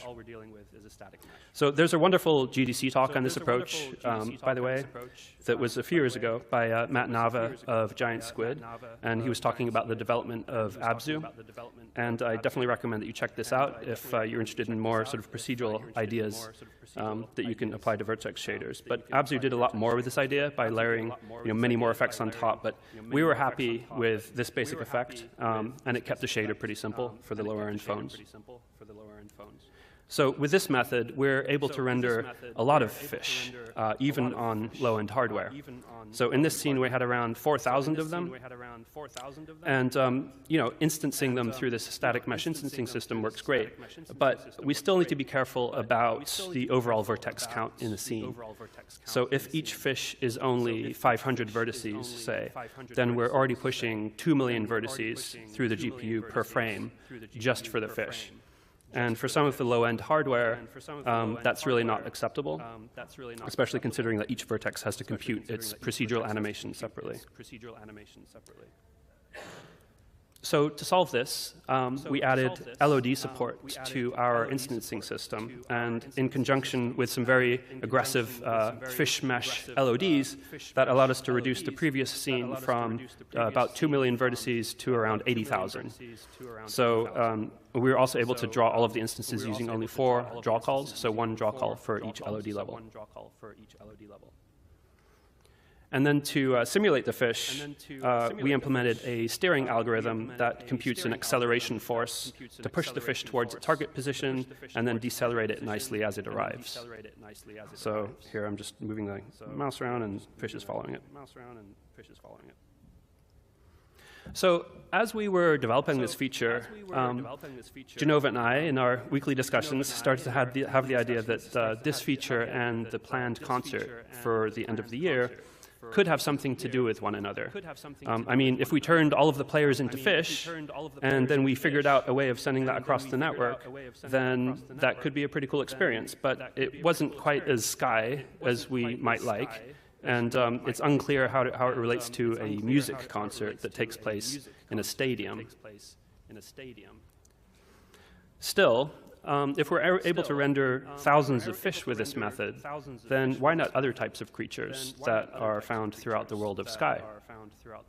If the same principles that we use to animate fish could be applied to our Sky mantas, our butterflies, birds, other creatures, we could simply use the new instancing system to render them instead of their skeletally animated counterparts. Of course, we might need some pretty sophisticated vertex shader work to make that happen, but one of our graphics engineers, Oliver Castaneda, took on the work of writing these vertex shaders for all of the different creature types that we wanted to support. And most of those vertex shaders ended up being much more complicated than the fish version that you saw. But yeah, he did a great job with that. And another reason that we needed the animation to be a little bit more sophisticated on these creatures is because the idea would be that the player would be controlling one of them. So when it's up close to the camera, you can't fudge things so much. You know, it needs to look a little bit more realistic with some secondary motion and so on. So Jenova and the design team did some brainstorming, and this is basically how the main idea of the concert was formed. So the player would start in the Colosseum as a candle or a point of light fixed to their seat, but then they would be transported by Aurora into other parts of the world. So they would be transformed into different creatures. So, for example, as a fish, you would swim with thousands of other fish, but they would be real players. They wouldn't be simulated through the fish school system. They'd be actually transmitted over the network. You know, as a butterfly, you could fly with thousands of other butterflies, and they might be your friends or they might be strangers, but they would all be real people. And each type of creature and emotion, or rather, each type of creature and environment would represent a different emotion or a different part of the story. It would all be set to Aurora's music, which is largely about nature, so it just seemed like the perfect fit. But I think it is worth taking a brief pause here, because I really want to emphasize the following point. It was around July of 2022, at this stage of development, and the concert was planned for December. We still had no idea if any of this would work. The rendering side was looking promising, but the networking side was in its very early stages. And we still had a ton of other challenges to work out. For example, replacing the player avatar with a creature and making sure that the controls felt good for every single creature type. We needed to build tools for the designers so that they could set their levels up properly. We needed to make sure that, for example, player spawn points were distributed well enough so that players didn't all spawn in one position. If you got 10,000 players all spawning in one position in the map, bad things will happen. And there were so many details that we had to account for, mostly by imagining how it would work.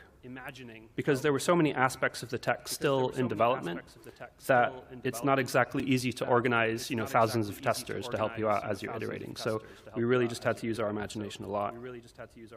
And the design team was basically working on faith that all of this would come together. But they had other things to worry about, like how do you make thousands of players feel like a good experience instead of just a visual mess?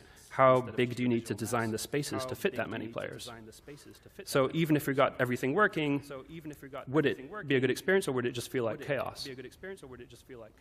And we really had no reference to work from either, because as far as we were aware, no other game had tried anything like this. So there was a lot of nervousness and uncertainty about the direction that we were going. And I think that everybody, to one degree or another, was skeptical that any of this would work out. I mean, after all, we're going from 8 players in a game to 3 orders of magnitude more than that, which just sounds absurd. So how would we actually send all of this player data over the network? So in a normal game of Sky, players are separated into these game instances or rooms that support up to 8 players each. Now, sending data for thousands or even hundreds of thousands of concurrent users is something that we've been able to do for a while, and we were able to do before the concert because we've got a lot of players that play Sky. But the problem is much easier when these individual 8-player instances don't need to know about each other. The bandwidth requirements from the player's perspective are pretty modest because you don't need the data for the 7 other players that are in your game room. You only need the data, rather, for the 7 other players that are in your game room, and you don't need data about anybody else. So if we were to use the same network protocol and send the same amount of data per player, but for a room size of 10,000 instead of 8, the amount of outgoing data would just blow up. And players wouldn't be able to handle that much incoming bandwidth either. So it was pretty clear that we would have to build a new protocol that was separate from our normal network data. Now, one really cool piece of technology that we've developed at TGC is our custom analytics server.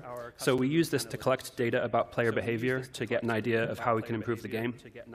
So for example, seeing what percentage of players make it through the core loop, or how many players engage in social interaction, what types of interactions they're engaging in, and so on. And one of the data points that we also collect is player position. So this allows us to visualize what areas of the game that players are getting stuck at, or where players like to hang out.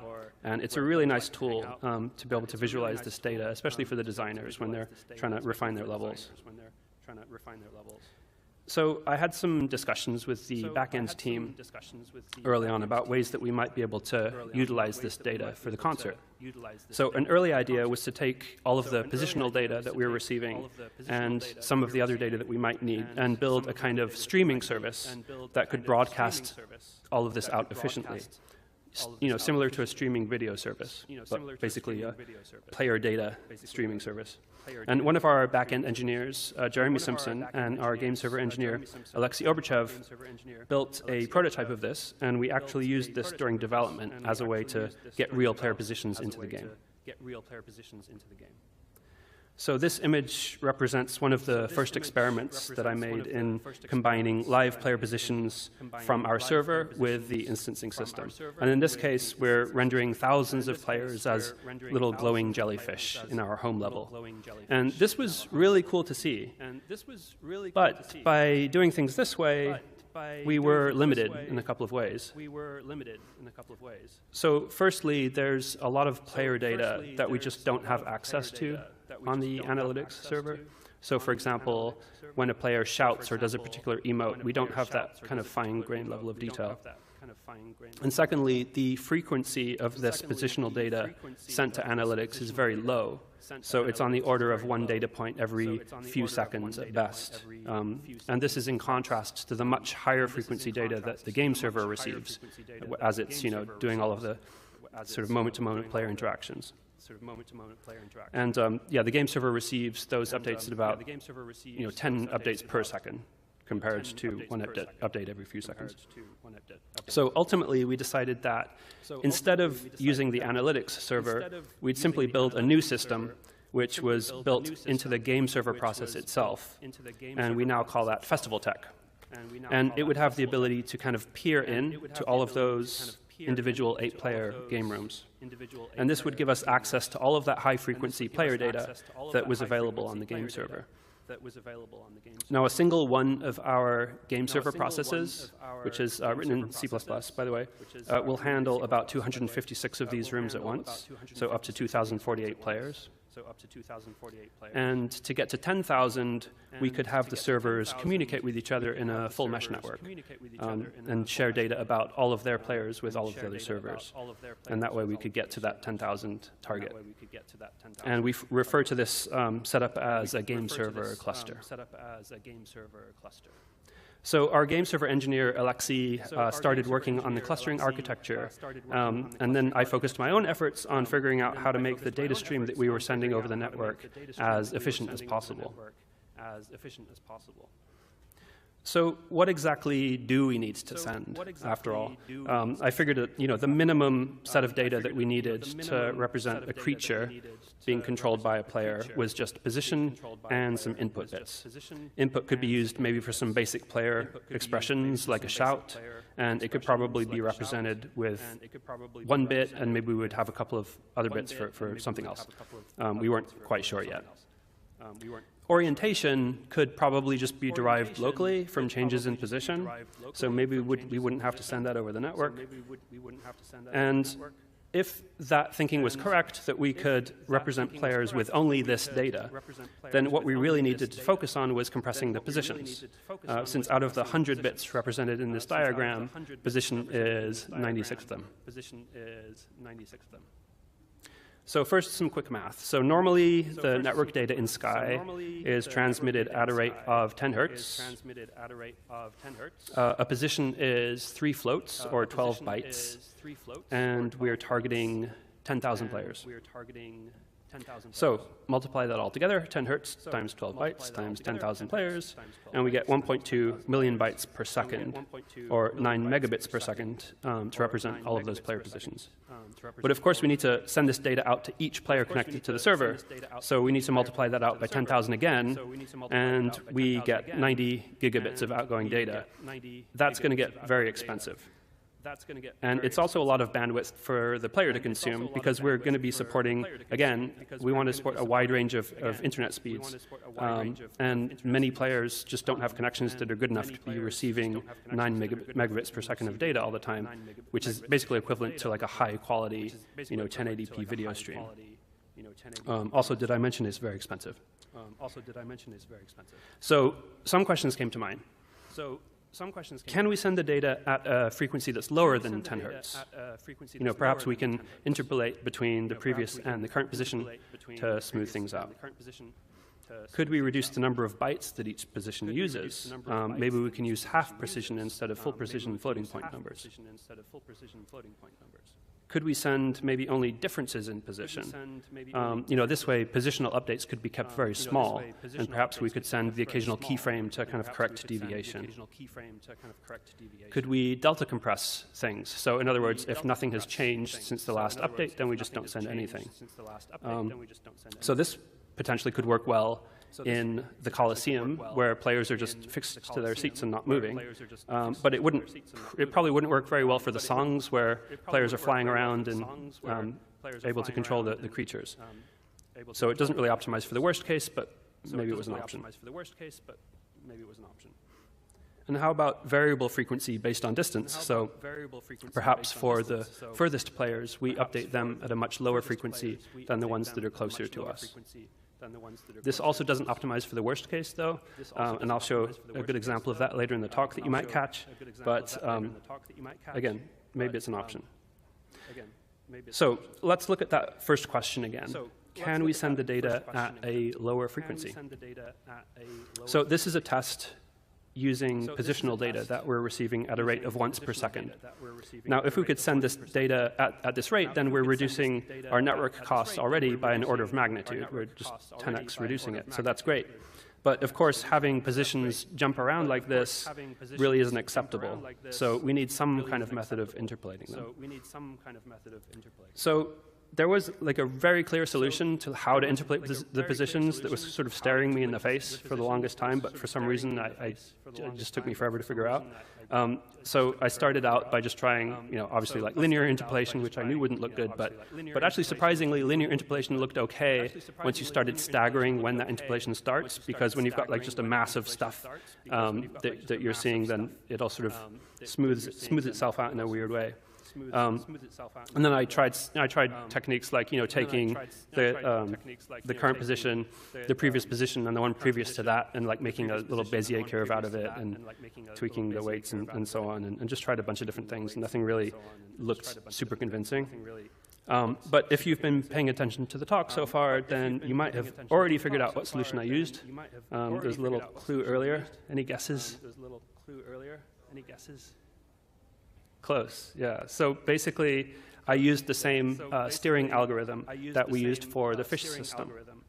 So with steering, we treat the latest position, or rather not the latest position, but the sort of the one that we receive after the latest position. So we've got the current position that we receive, we've got the one previous to that, and we actually interpolate, or rather steer, towards that previous position. The reason we do that rather than steering towards the latest position is to account for network latency, so that if our packets aren't coming in on time, then we don't get a lot of sort of starting and stopping.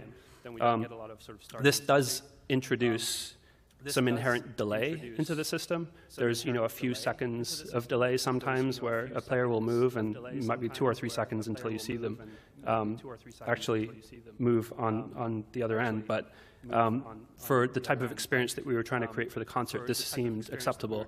And then in addition to just this basic steering idea, I also added in extrapolation so that it would account for that network delay for specific types of movement that we were doing in the concert.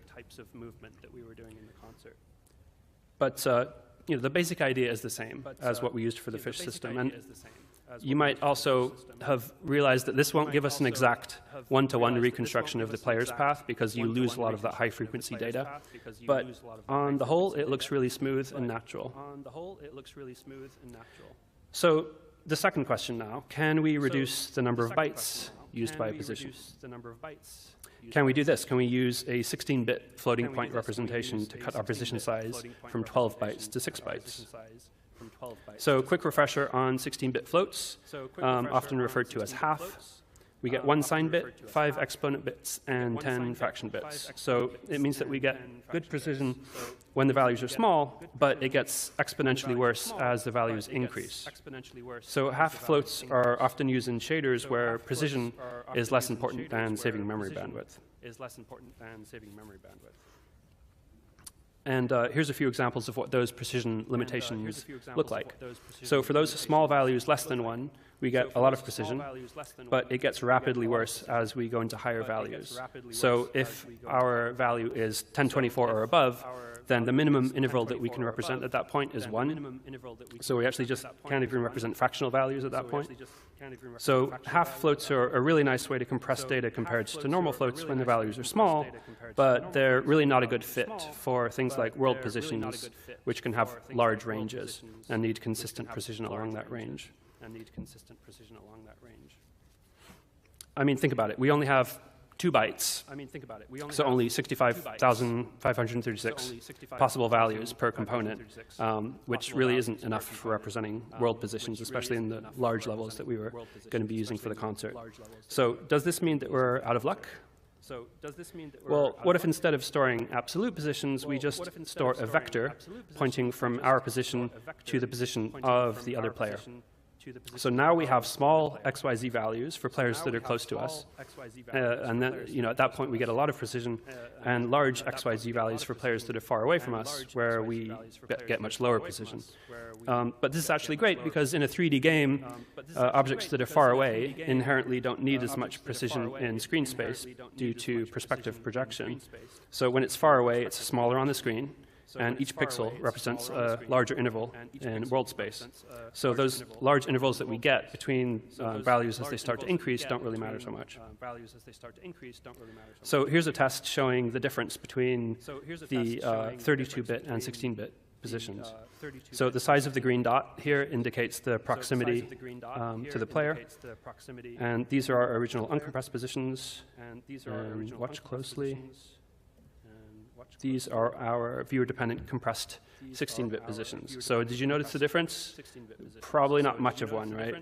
It's basically imperceptible. So it's completely worth the savings that we get from cutting our positional data in half. Okay, back to our list of questions. Well, it turns out that we actually didn't even need to address these last three because solving the first two was good enough.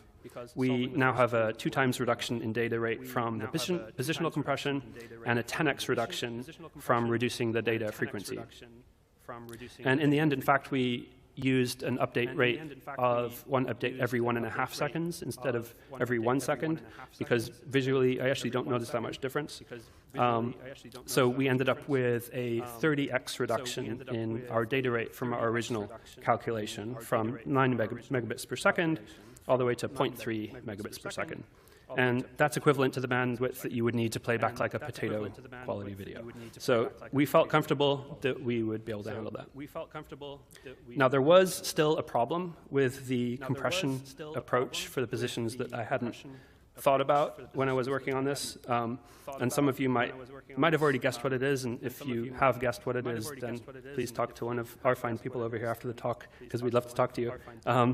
But anyway, I'll get back to that. So it was around August of 2022. We had around 3 months left to deliver the build that would be used for the concert in December.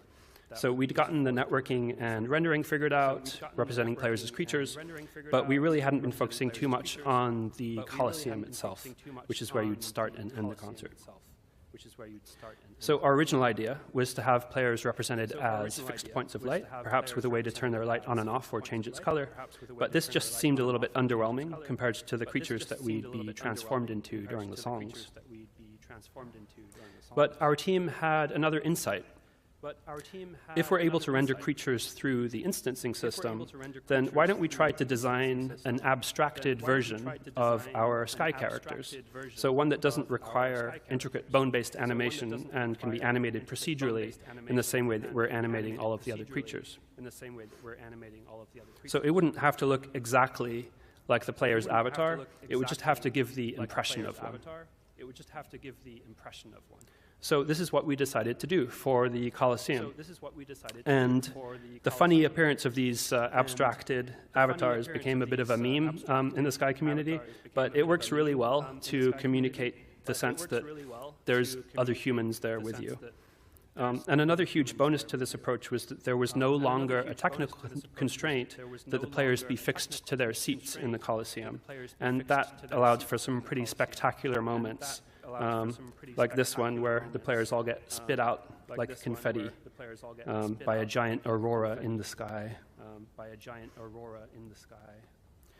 And this also allowed us to add some fun activities to the Coliseum itself that would take place before the concert, and we added some of these for our 10,000 player event.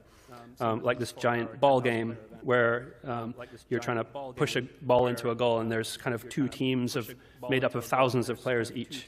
And we also added a sort of a tug-of-war type game.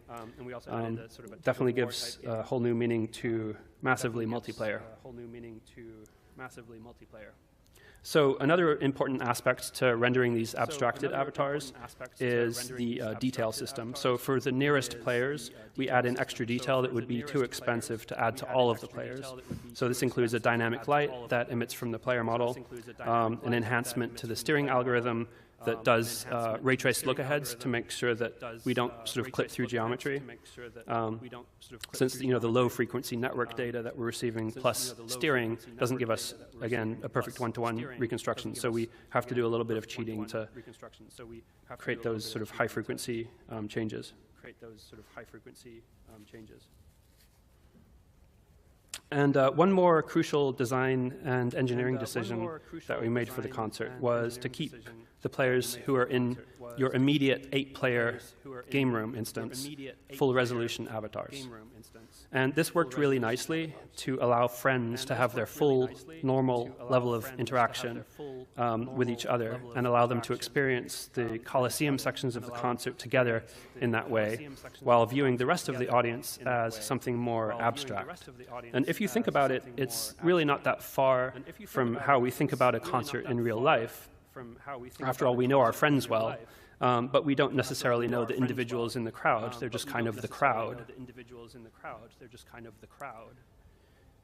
But nevertheless, we also wanted to provide some level of interaction between normal avatars and their abstracted audience counterparts. So we introduced a heart emote, a wow emote, a cry emote, a small and large shout, and a glow stick that you could wave over your head. And this worked both through the normal player avatar system as well as through the festival tech system. And it worked great for the types of crowd interactions that we wanted to create. One more thing that we wanted to come across to the abstracted version of the avatar was some data about who this player was and some information about their appearance, like their cape color. And since this type of data doesn't change very frequently, we implemented a kind of a fixed data system that synchronizes this data for all of the 10,000 players in the arena at kind of a fixed data rate. And so this means that, if a player updates their appearance, other players might not see it instantly. There might be a few seconds of delay before that update makes it across, but this worked fine for our purposes. And finally, along with this fixed data set, we send a player identifier. So this is used to look up your friends. So if there's somebody who's not in your immediate 8-player room, but they're nevertheless friends with you, then you'll actually see their name tag over the abstracted audience entity. So that allows you to see that this person is actually somebody that you know. It's not just an abstract random figure. So for the player state that we need for those 1.5-second updates, this is what we ended up with. So 48 bits per position, 7 bits for input, and 2 for additional state. And we also have 1 bit at the top here, which is our active bit. So it indicates whether or not that player is connected or not. So you might be wondering why the active bit is necessary. If the player isn't connected, then why don't we just send nothing? Well, ideally, what we'd like to do is encode our network stream as an array of these player states. But the problem in doing that is what happens when a player in the middle of the array disconnects. So let's say this guy goes away. Well, now the client has no way of knowing which array entry is associated with which player. And this is going to cause all sorts of problems with the interpolation, as well as with the player appearance. Have one player changing appearance. We could have potentially thousands of players all changing appearance all at once because they've changed their position in the array.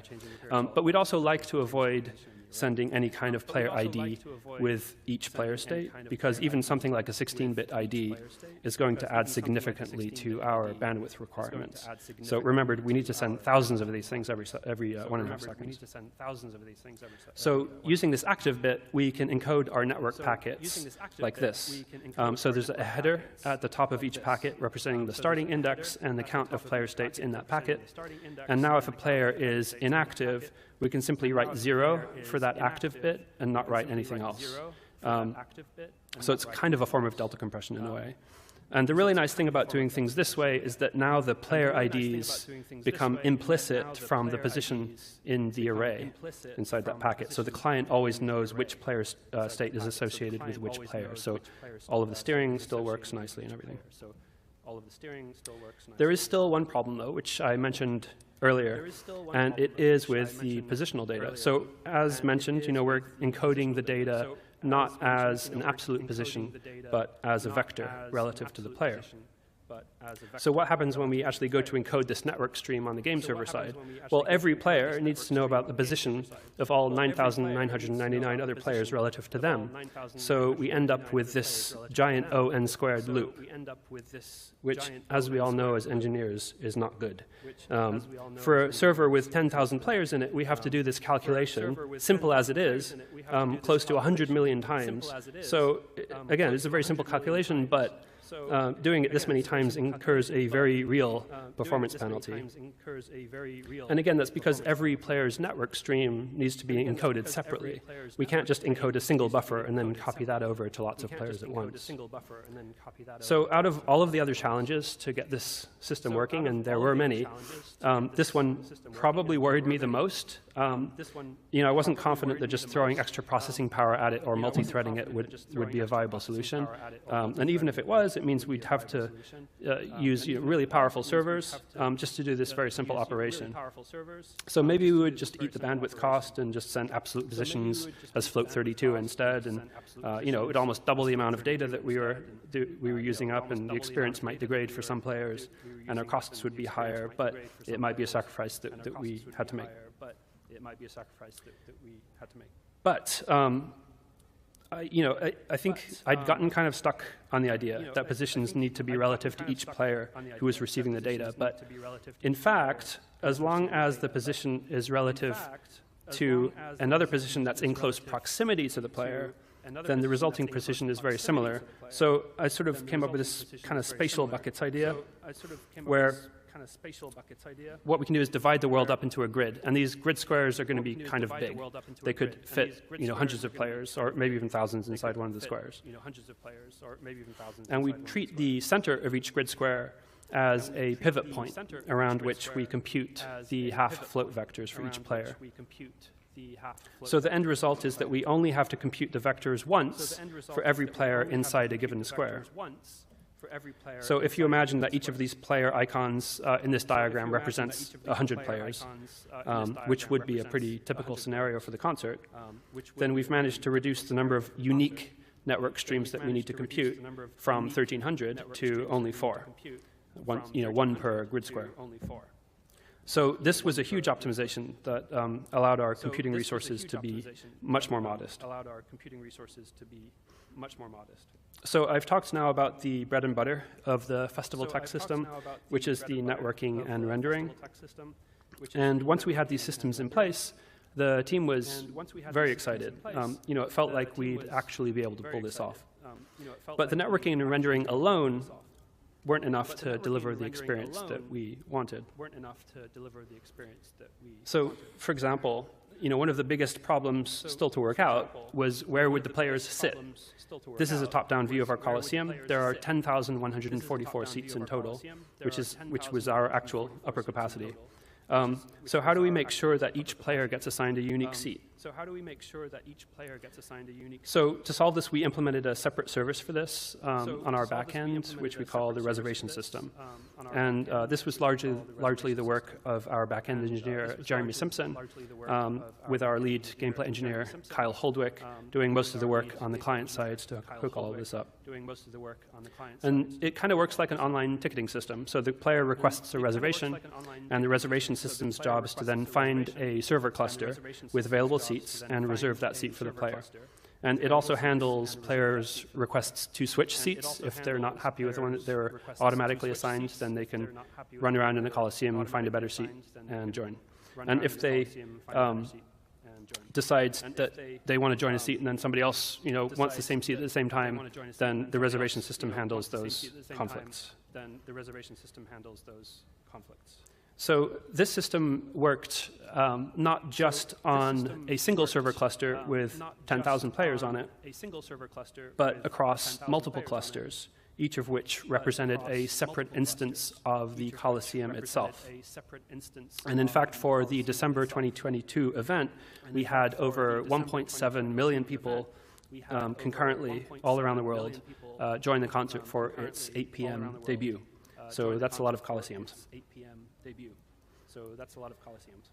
So we debuted the concert as planned on December 9th, 2022, and this was not an easy project by any stretch. We had numerous technical and design challenges, and especially challenges around testing, making sure that our backend would hold up. And we had many bumps along the road and many worries and anxieties on that debut night to make sure that we were not sure if things were going to hold up. And I've only really touched on a handful of those challenges here. The rest could easily fill another hour. But in the end, we pulled it off. but in the end we pulled it off. And most importantly, the reaction from the players was incredibly heartwarming. We got comments from players who don't play Sky, but just tried it out, just for the concert, saying things like, "It's the coolest thing that I've ever experienced in a game." And we had lots of people saying that, which made us feel really good. And what really made it kind of a magical experience in the end, I think, was, it was partly the combination of just art, design, technology, all coming together to allow thousands of players to interact with each other in this profoundly emotional shared experience. But, and I think even more importantly than that, the crowd itself kind of became the star of the show in a lot of ways. And it made, each replay of the concert a unique experience that you could enjoy with literally thousands of people. And I really couldn't be more proud of our team for pulling this off. The concert was truly a company-wide effort to make a success, but I want to specifically just call out a few of the engineers who implemented some of the critical systems that made it all work. So I've mentioned Oliver Castaneda, Alexei Oberchev, and Jeremy Simpson. I also want to mention Kyle Holdwick, and then Wes Hawkins, Dylan Faust, Peter Lee, and our entire back-end team. I think the system is really a testament to how some of the most transformative tech doesn't have to be just like a single brilliant algorithm. It can be a confluence of pretty simple ideas that just are all kind of brought together in harmony. I don't think that any of the individual techniques that I or the other engineers came up with for this system were particularly groundbreaking, but it's just the combination of all of these things that really made it sing. Musical analogies, yay. So I'll end this talk with some videos of the concert itself. So for those of you who were there to experience it, I hope that this will let you relive some of those memories. And for those of you who weren't, I hope it gives you some insight into what a moving experience this turned out to be.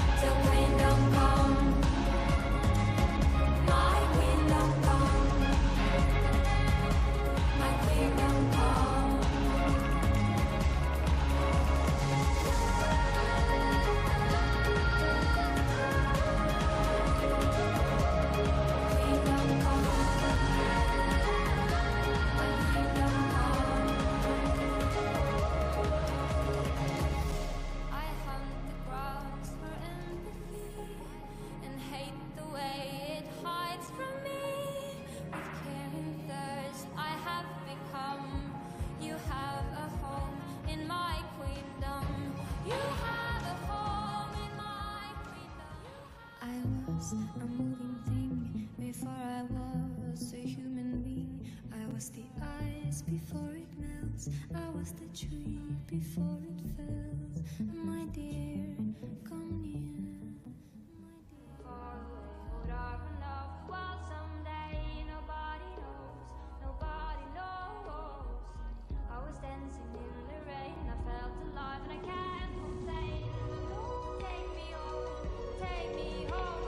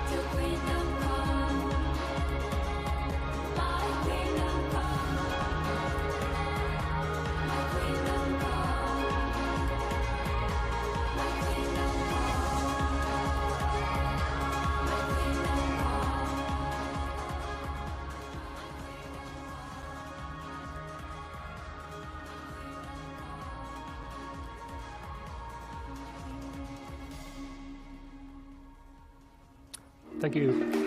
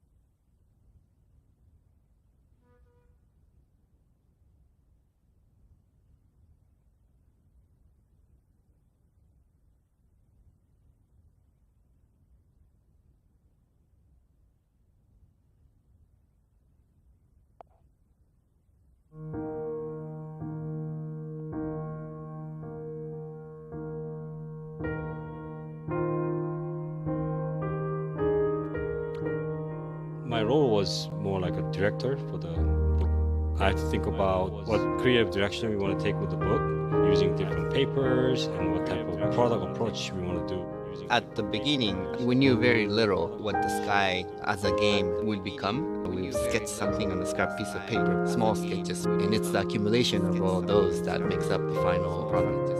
We really wanted to invite the reader to almost have a seat at the table. The game took over 7 years. There were a lot of highs and lows, so they would actually experience emotionally almost some of those decision-making processes with us.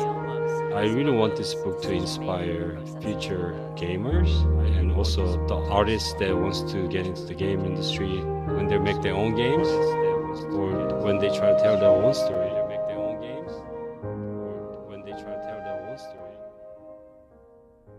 Hello everyone, welcome to SkyFest, our celebration for Sky's 5th anniversary.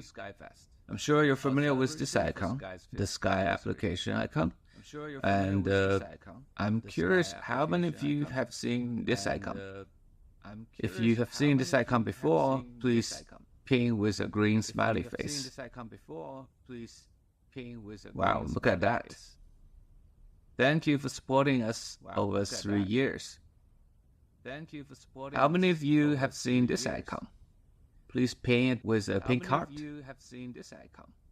And thank you for supporting us over 5 years. For those players who joined us since Skylight awaits and join us in the Sky Beta community, thank you for helping us correcting the bugs and giving us very useful suggestions. Without your help, Sky wouldn't be the game it is today. When we launched Sky in 2019, we didn't know how it would be received. Sky is a very different type of game and experience. We weren't sure that the player would understand the world we created because it's quite abstract and would want to spend time in it. We were delighted to quickly learn that our concerns were misplaced, as there was a whole world of people who want to express themselves and hold hands while throwing over the sky, and of course, to run around in circle and honking. Without your support, that game company and Sky would not have been where we are today.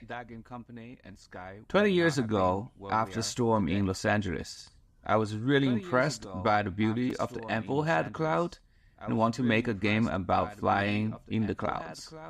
Our professor suggests that the main character of this game should be a child.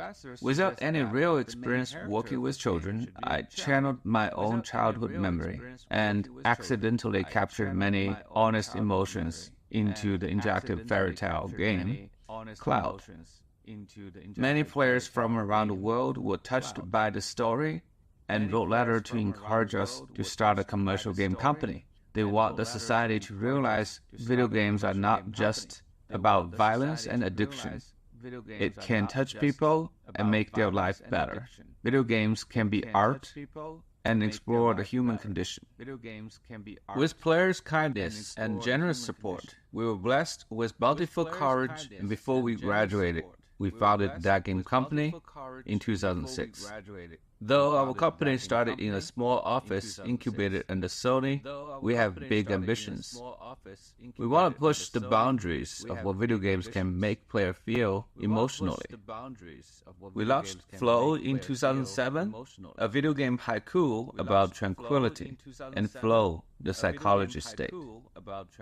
With unlimited cup noodles and many late nights, our second game is launched in 2009. Flower is a video game poetry about urban bustle and natural serenity. In 2009, we went on a trip to Pismo Beach to look for inspiration. Little did we know it would take us 3 years of hard labor and love to create Journey, an allegory of life and death, and our first attempt to connect two players online with a genuine emotional connection. 6 years and 3 games after the initial founding, that game company is finally ready to take on an original inspiration and to make a video game about children flying in the clouds.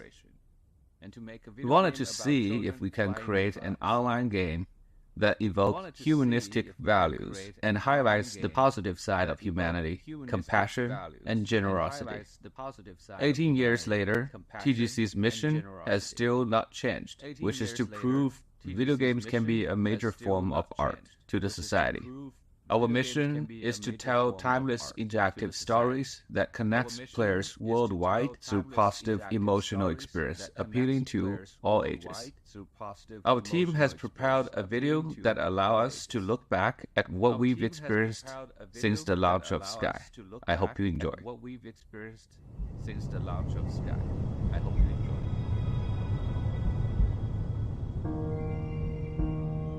At that game company, we treat games as an art form. At that game company, today, many of us play games alone. But we believe games is a medium that can bring people together.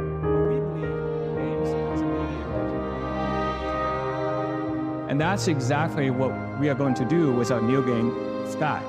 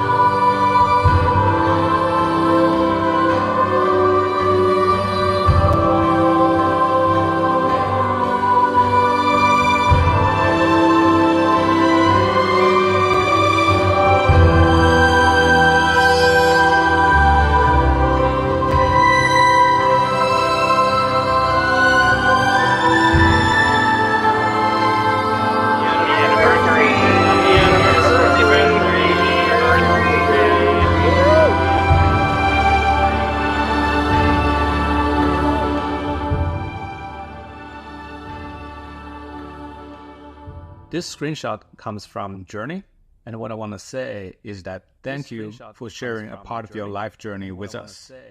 The 5 years since 2019 is beautiful, and we are honored. Looking at the past 5 years, Sky has indeed come a long way.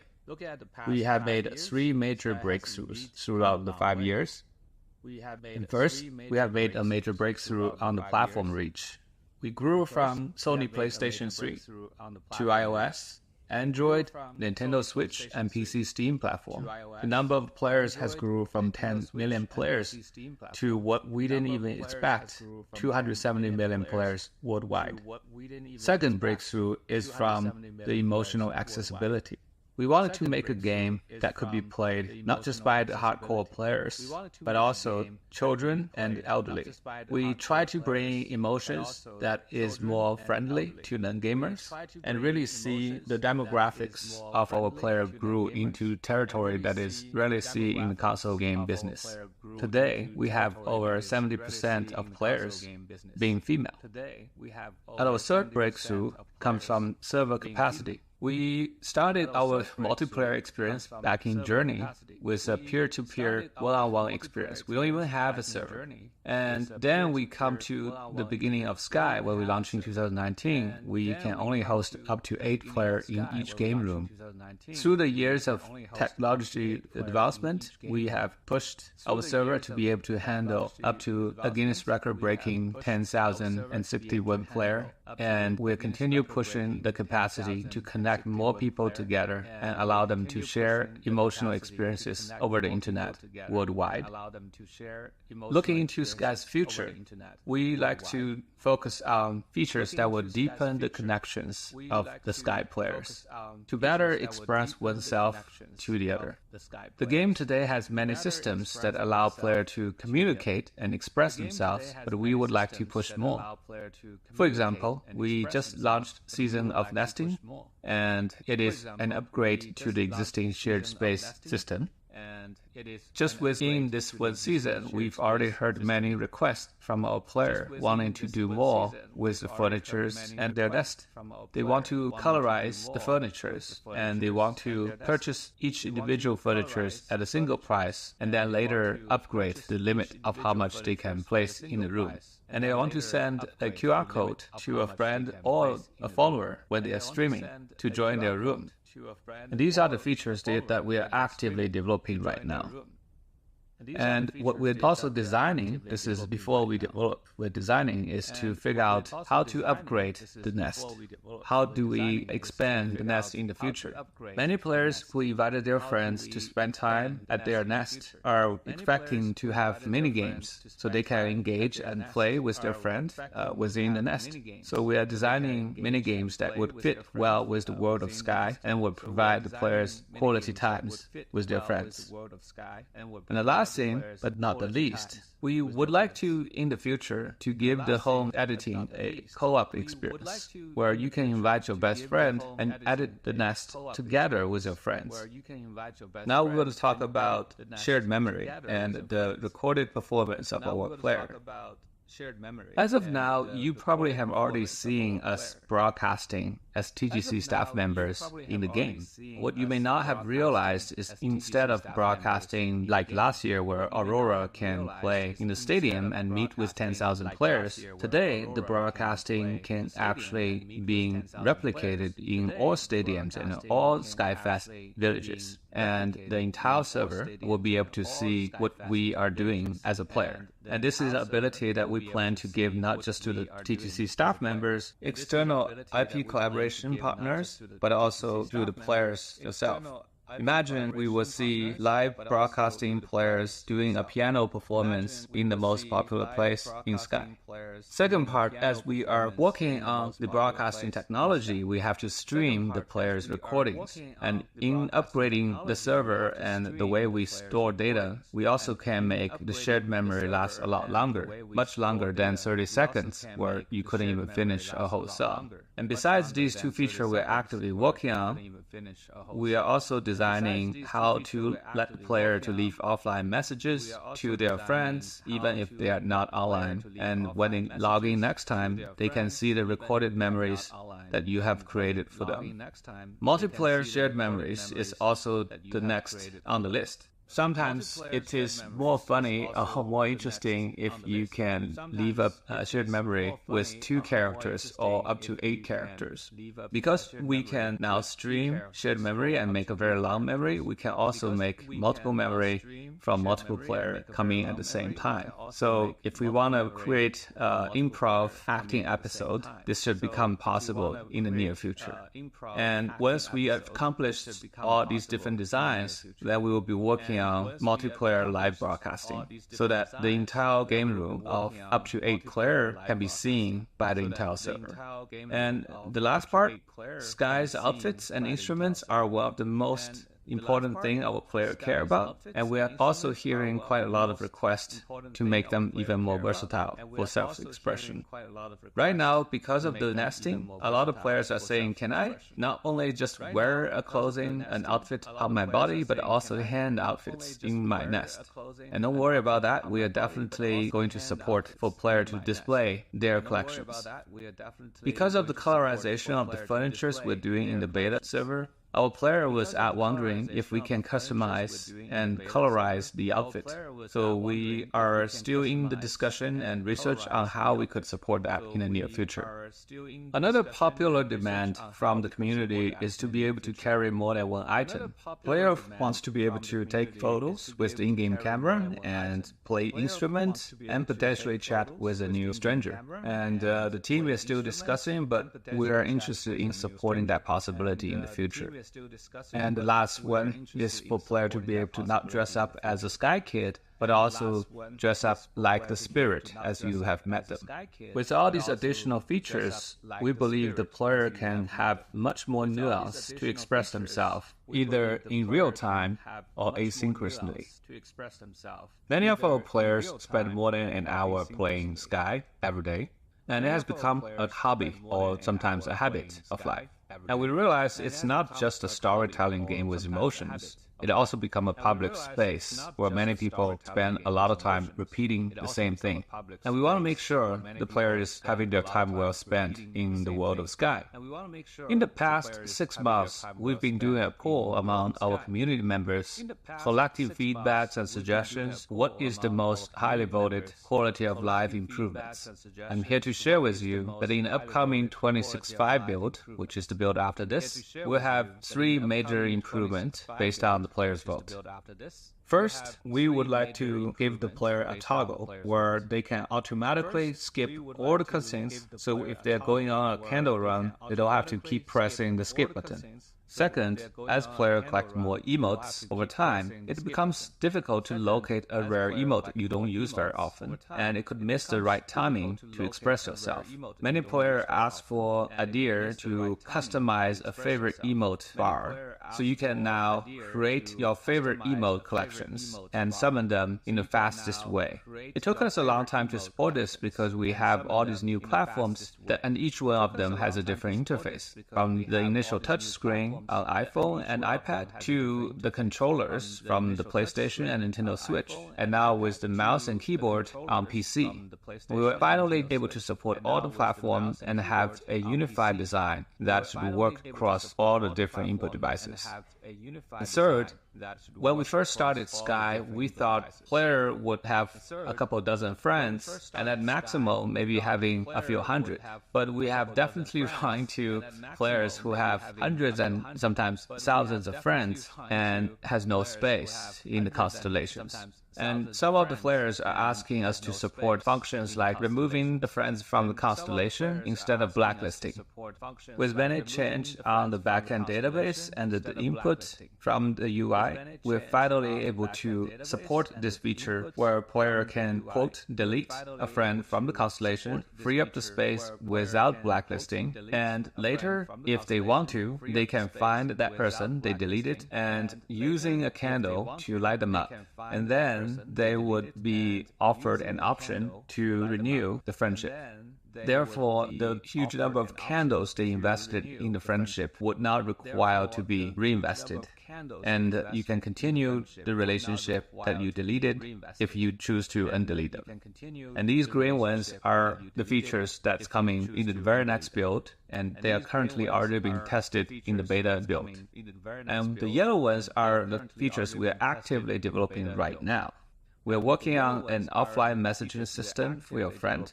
We're trying to reduce the repetitiveness of Candle Run by offering more variety of activities you can do and different quests and different engagement that you do during the Candle Run. And we're working on better way to connect and meet friends, having more options to join them. We're also working on a way to create reasons for a player to revisit old maps. And there has been quite the complaint from many players that they are not going back to these amazing maps they used to go to when the season was active. Where there are more features that's currently being developing, the solution is actually the same, which I will talk about in the next section. I want to show these brown text. These are the features that we want to develop but is currently not having the bandwidth to deal with, but we will work on them right after this. We want to add a automatic translation features beyond the single tap translations. We want to add an easy way to find daily quests in the map, and we would like to give your closet and your outfit closet particularly an organizational improvement. And there are more features that our player voted and that's currently being considered. And now I'm going to talk about the next major things, and this is going to be one of the largest change to the game.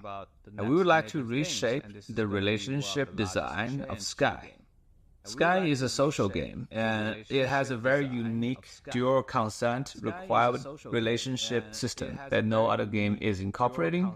It has been the same since we launched it since 2019. And after 5 years of developing Sky, we felt it is a time to give it an upgrade. First, I will show you a video from our designer, Morgan. He will talk about the very first step about our new change to the relationship design, which we call the Relationship 2.0. You probably didn't know it, but these spirits, they know each other. They go way back. I wouldn't call them besties per se, but they're close. They hang out. Hello and welcome to another developer update. My name is Morgan, and today I'm excited to celebrate SkyFest by sharing a bit about a project we're internally calling Relationship 2.0. Sky is a huge world, full of 5 years' worth of beloved spirits. Through these spirits and your Sky Kids, we've been able to share tales of earnest connection, youthful wonder, of quiet contemplation, and of coming together to stand against the encroaching darkness. But what happens to the spirits after their seasonal stories draw to a close? Recently, we've brought some spirits back to participate in different Days of events. Players may recall seeing some of their favorite characters return for Days of Fortune, Days of Bloom, and so on. Now with Relationship 2.0, we're excited to go deeper and share more with players about spirits that have helped shape the world of Sky. Now please keep in mind that Relationship 2.0 is still very much in development, and some of the things we talk about today will likely end up changing at least a little bit as we continue testing with our wonderful crew of beta testers. Now with that disclaimer out of the way, let's talk about daily quests. Have you ever wondered who's giving you these quests every day? Yeah, face the crew. That's great, but what if they hug the crew? Well, wonder no longer. When the first iteration of Relationship 2.0 hits live servers, players will begin receiving daily quests from spirits in Aviary Village.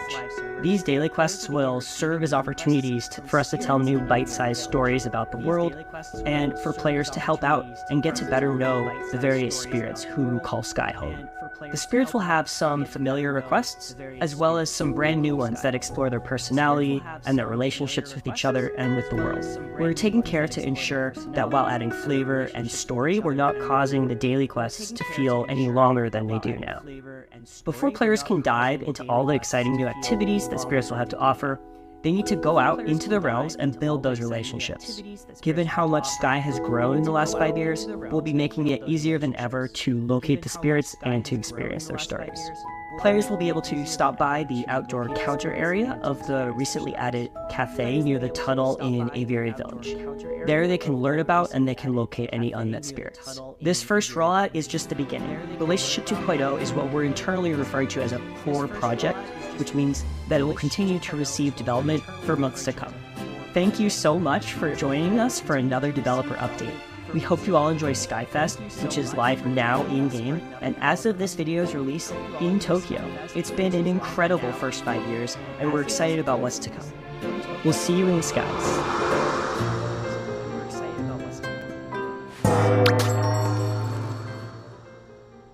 Relationship 2.0 might seem to be a quite simple change, where the quests are given to the player by the spirits. It actually has a quite different impact in the long run. Because if the quests are coming from the spirit, it will reveal more lore of these spirits, their relationship with each other, their background stories, and as you complete these quests, you level up the trust with the spirits. With more trust level unlocked, you should unlock unique reward beyond what we have offered in the game so far. And because we have to make the activity fit with the story of the spirits, inevitably we would add new types of the daily quests, which can add variety to the daily activities and make it less repetitive. Relationship 2.0 isn't a way just for us to think how player would change their relationship with the spirits, but also with each other. With the new relationship system redesign, we would like to make some changes to how the player-to-player relationship tree works. I believe you've all started playing the season of Duet, and in which we have added a new multiplayer ability. Because the tree of the friendship is already filled from bottom up, we have to put this ability to very high tiers, which is supposed to be only available for the intimate close friends. However, the very activity of bowing down and at the end of a performance should be an ability that belongs to a lower tier. And we realize that fact that there is actually more activity for you to do when the relationship is not as close. And we would like to change the shape of the tree so that more lower tier emotes can be added without the player needing to increase the trust level. And there should also be a very different way to grow the relationship tree. I'm pretty sure after 5 years, many of the friends you have, the relationship tree looks identical. What we would like to see or improve for relationship 2.0 is to create different type of trees based on the unique experience you shared with each individual friends. With the tree have unique shapes, we also expect to have unique quests that will be available among friends. Imagine if we have unique quests on the friendship trees that will be activated based on events and seasons. And if you complete a special quest during a special event, you would earn a special trust level, and that could unlock a unique friendship ability that will differentiate your relationship with the others. We believe this would really make a positive change to what is already working great between the players, really create a variety and unique memories between the players for the long term. Now let's talk about IP collaborations. Yes, we will have more IP collaborations. I'm sure at this point you have experienced season collaboration like Little Prince, Aurora, and the Nine-Colored Deer. You probably have also seen a smaller event collaboration like the Sanrio characters. However, we are currently talking to 5 other collaborations. Some of these collaborations are already deeply in production and that will soon come to see the world. Some of them are in the long-term planning. And I would like to talk about one collaboration that is not even part of these 5 collaborations. Sky the Two Embers is an artistic animated series explores the subjects of loss and resilience of the human spirit with no dialogue.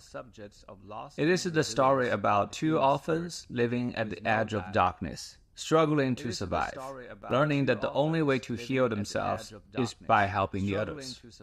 I'm going to show you a trailer we used at the PC launch to remind you the story of one of the characters.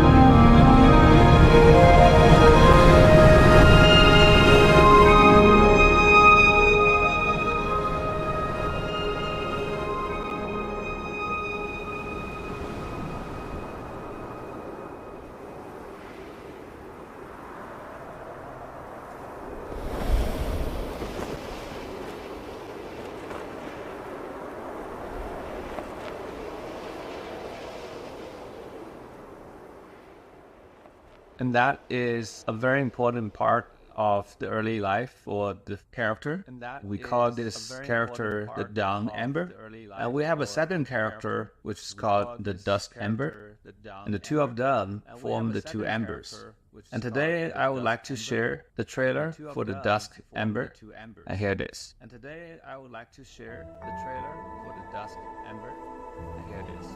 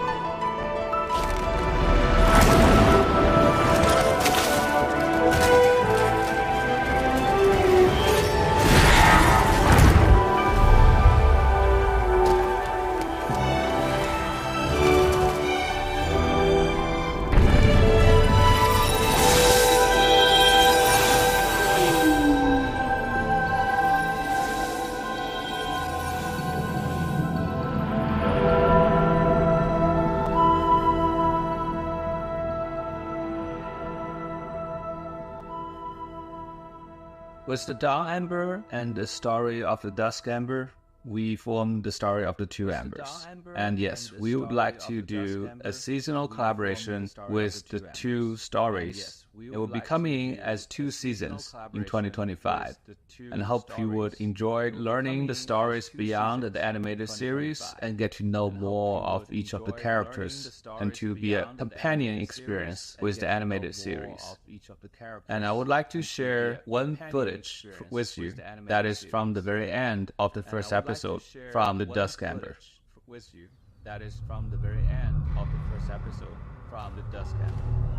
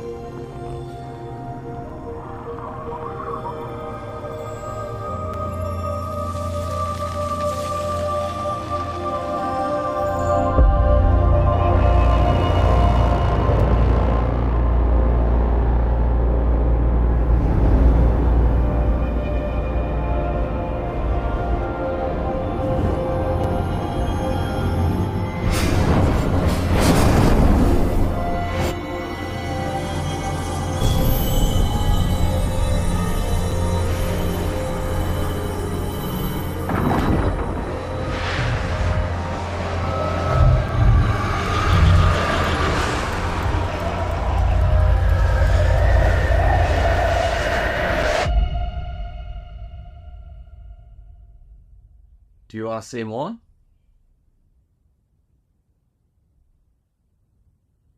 Okay, now let's talk about the summary. Today we talked quite a lot of things about the future of Sky. We mentioned that we would deepen the connections and let players express more with each other. We want to improve the quality of life of everyday Sky experience, and we want to reshape the relationship between the player and the spirits, and also player and player. And of course, with IP collaboration, we talked about the Two Embers, the animated series, and the upcoming collab in the 2025. And that's quite a lot to unpack, and there are more features and content to come in the future. And that's everything. And thank you for attending this keynote today. Oh, actually, there's one more thing. We mentioned when we first announced SkyFest that there have to be a super secret announcement, and it's now time to share it with all of you. It's been a year of special visitors to Sky, and we have just one more to help us wrap up 2024. When we invited a character from another world into Sky, it's important to us that they and their stories are spiritually aligned with Sky's value. We have a lot of discussions internally over the years about moving, and are excited to finally be able to welcome them and share an original story that only Sky can tell. If you are interested in learning more, we will do another panel deep dive into the moving collaboration live in Japan this week. We're planning to upload the video later and for everyone to be able to enjoy. And for now, I would like to officially announce the IP collaboration between Sky and Moving, and the season of Moving would come Q4 this year. That's going to do it for the keynote this time, for real. We are so grateful for all of your support over the years, and to be in a position to host an event like this, both offline and online, wherever you're watching from. We hope you have an amazing SkyFest full of fun, friendship, and fun memories of all that we've experienced together. Thank you, and we'll see you in Sky. Bye-bye.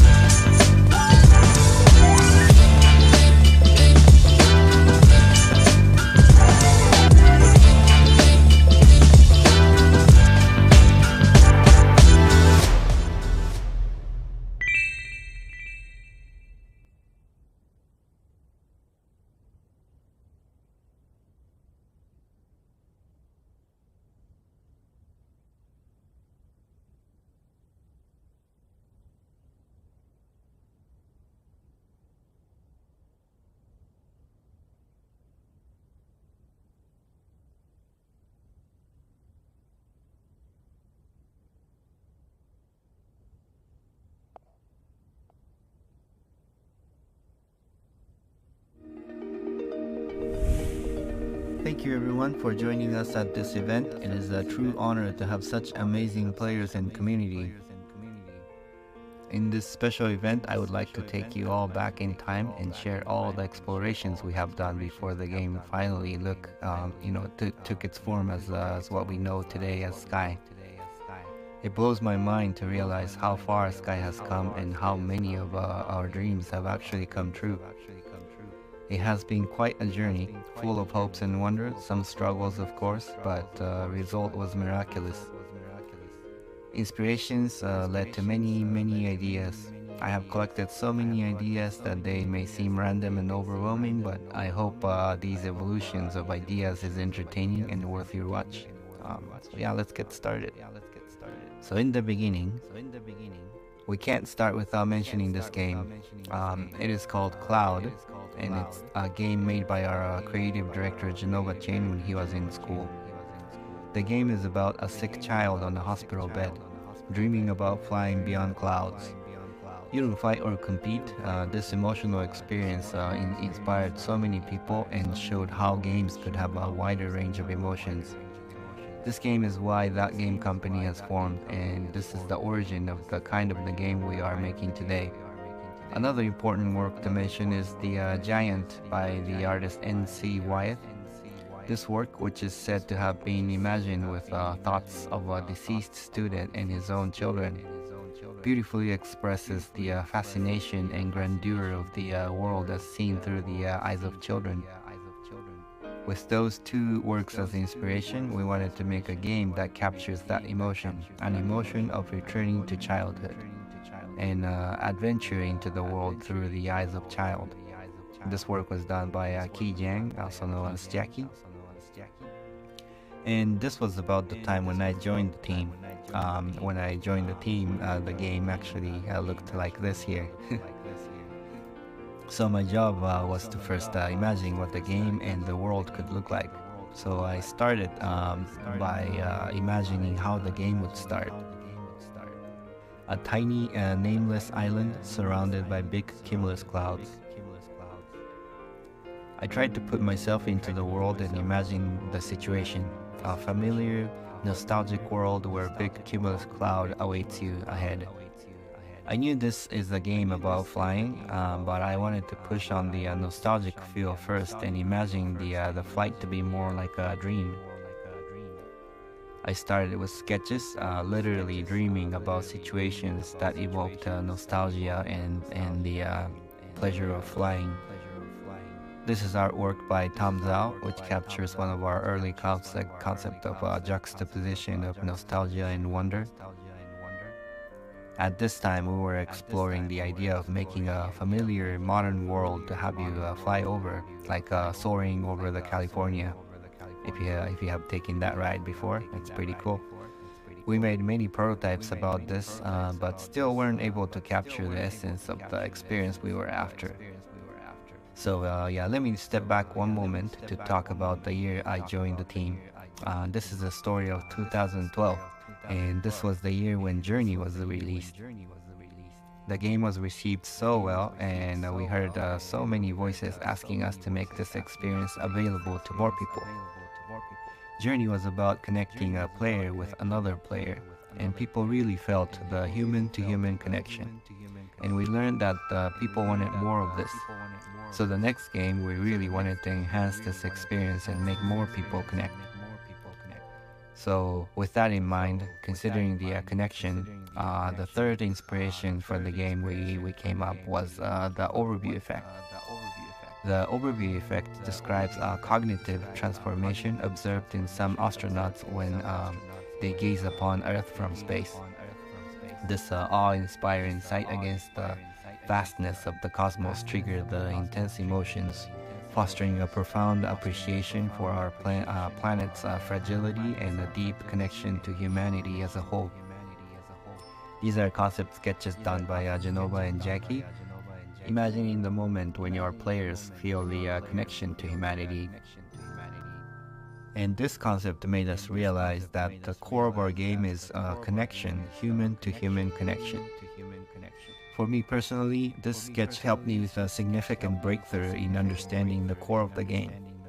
It is not the amazing landscape or dreamlike scenario, but what comes center in our experience is the connection with the other players. Then the question is, what kind of world would help serve a stage to tell a story about connection? What is connection to begin with, you know? How do we visualize them, and how do we tell the story? We knew we wanted to fly above clouds and eventually reach the atmosphere for the overview effect. Then we tried to imagine what things would make such journey. These are all artworks done by Evan Vieira. Then we came to realize water particles have this similar cycle. They are on ground but evaporates, and then they fly up into sky, then becomes clouds, and then fall back onto the ground.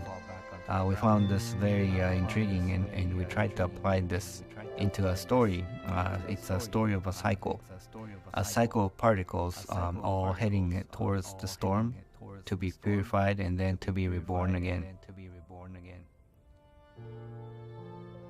With those particle story in mind, we then tried again to reimagine the world, the look of the world that they travel through. Try to imagine a world above clouds. Maybe these particles are physical form of people's dreams and memories. You know, when they travel through clouds, maybe clouds reflect those memories and make that into physical forms. I have personally been fascinated by clouds and have observed many clouds. Staring at clouds and imagining shapes on them was my second nature, so it was pretty fun time to sketch out clouds, shaping them like a piece of clay. Tried many iterations, trying to get a sense of a world from them. But then soon I realized that a world made entirely by clouds makes the world a little unrelatable. We live on grounds, and things on grounds give us way more context to play with. But the dilemma was that we wanted to make a game about flight in sky. So I thought, you know, why not bring the ground itself up into the sky? So I tried thinking about a ground that floats. But my issue here was that I tried too hard making these terrains to look exotic, and this was still not very relatable. So then I went back and onto the ground again, going back to my origin and imagining how I would start the game. What is it that makes you feel like you want to fly, and how can you make a scene that, you know, evokes this emotion of longing for flight? And there's something to this concept, an isle beginning, a call to adventure. We have iterated on this first level of the game the most, but it's interesting to see how the concept of an island at the first level stayed true until the end. I'll be honest, we have been hitting a wall. We couldn't really figure out a world that was fun to be around. We needed things to do, which brought us to our next focus, which is creatures. They are the residents of this world. They are the ones that gives life into the world. So what are the things that live in this imaginary world? What are their function, and how do they serve you in the experience? I tried to imagine situations of the encounter of these creatures. First imagine birds, but birds in sky is not very fresh. That's not a new concept. We did want to present a new concept, new idea. We also didn't want our flight to look like it takes some effort. We wanted to preserve the elegant, dreamy quality in the way things fly in our game. Then we eventually found aquatic animals. How they swam was pretty elegant, and it was fitting for our game. To contrast the helpful creatures that are elegant and swimming, we also wanted to introduce antagonistic creatures. And this, you know, you could see some origin for, you know, some of the dark creatures we have in the game today. Now that we are starting to fill the world with creatures, we then try to imagine if there has been any people in this world. Like showing this beautiful concept done by Tiffany Hayashi, or also known as Purple Almond. It would also add much depth in the world, you know, to have history behind. Civilization would also bring possibilities to introduce puzzles to the game. It was really fun imagining, pieces of puzzles, made with ruins. So we brainstormed who are these people and what do they do. We tried to imagine civilization that could exist in a cloudscape. Do they live in caves? What are the materials they have to build their homes? Where do they get these materials? What's the surrounding biome? Because creatures are aquatic, maybe the landscape should also be inspired by aquatic things. Is this completely made up, exotic world?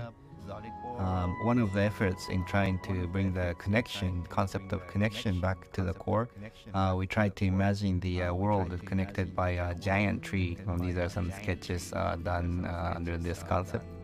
Also, because of the aquatic reference, we also have thought about a world sunken underwater. This was a very interesting concept for me personally, but felt like it took the attention away from the sky. We did wonder if we should make these people still alive in the world or have them perished. Ruins underwater did make us realize that we prefer the civilization to be gone. We like the poetry of players to uncover the mystery through their own experience, rather than have them, talk to an NPC and have the NPC talk and describe what happened. Having these people gone already also brings the opportunity to introduce antagonists to the story. Whatever that destroyed the civilization could be the challenge for the players as well. In this concept, you can see some dark shards penetrating through these ruins, and you could see some hint of how we've done the darkness in our game today. Eventually, the world is starting to show its form to us. Things are starting to come together. Terrains poking out of clouds like islands, surrounded by creatures gracefully swimming in the air, and ruins awaiting for the players to uncover their mystery. Now that we are finding the general structure of the world, we then dove into figuring out what the story of these people are. What are these people to begin with? Why do they live in clouds, and how did they live, and why did they die? That's quite an overwhelming question, so I again went back to the sketchbook and trying to imagine, being a player. What is it? What does it feel like to meet these people? People of clouds, what's their life like? Then I tried to remember our original inspiration. Why was NC giant was such striking image? For me, it was because it made me remember the perspective of a child, when the world felt bigger than me and it was filled with mysteries. So I went back to the sketch and tried to imagine a giant in clouds, witnessing a giant in clouds appearing, and trying to imagine what would I see if I followed that giant. This imagination sparked many ideas for me. As a child, I found many of the things adults did felt mysterious and ritualistic, so I simply tried to reimagine and translate it where I saw adults did into this weird cloud people doing their jobs that I didn't understand. Thinking about jobs made me bring back the idea of particles in cycle. What if these cloud people had a job to make these particles move around, to circulate these particles? We used to call them as motes internally back then. They harvested them, collected them, and shipped them to have them cleansed by the storm and to have them reborn. Perhaps they were part of the cycle, but because they are gone now, it is now players' job to take these modes and put them back into the cycle, maybe. The idea of harvesting and collecting modes gave us new understanding about these people. Maybe things they collect are precious and they were obsessed by it, much like how humans are obsessed with our resources. There may have been rituals and technologies built around them. I will touch upon this later, but around this time we have also established another theme, which is a time of day. It's an overarching theme to help tell the story. And we knew we wanted to start the game on an island before starting the journey into the sky. And with the help of a time of day theme, we overlaid the concept of dawn as additional theme. I tried to imagine a dock that these people built to carry things into the sky. And then I tried to imagine being a player arriving here. What does it feel like? What does it look like? Leaving the island, entering the cloud world, and the time of day has progressed then into daytime. And then the time of day continues to progress through the journey, imagining how the ruins would change, what look different. By then, we have learned quite a bit about these people and the flow. We're starting to get the feel for it, and we're now diving into figuring out what really happened to these people. What's the history?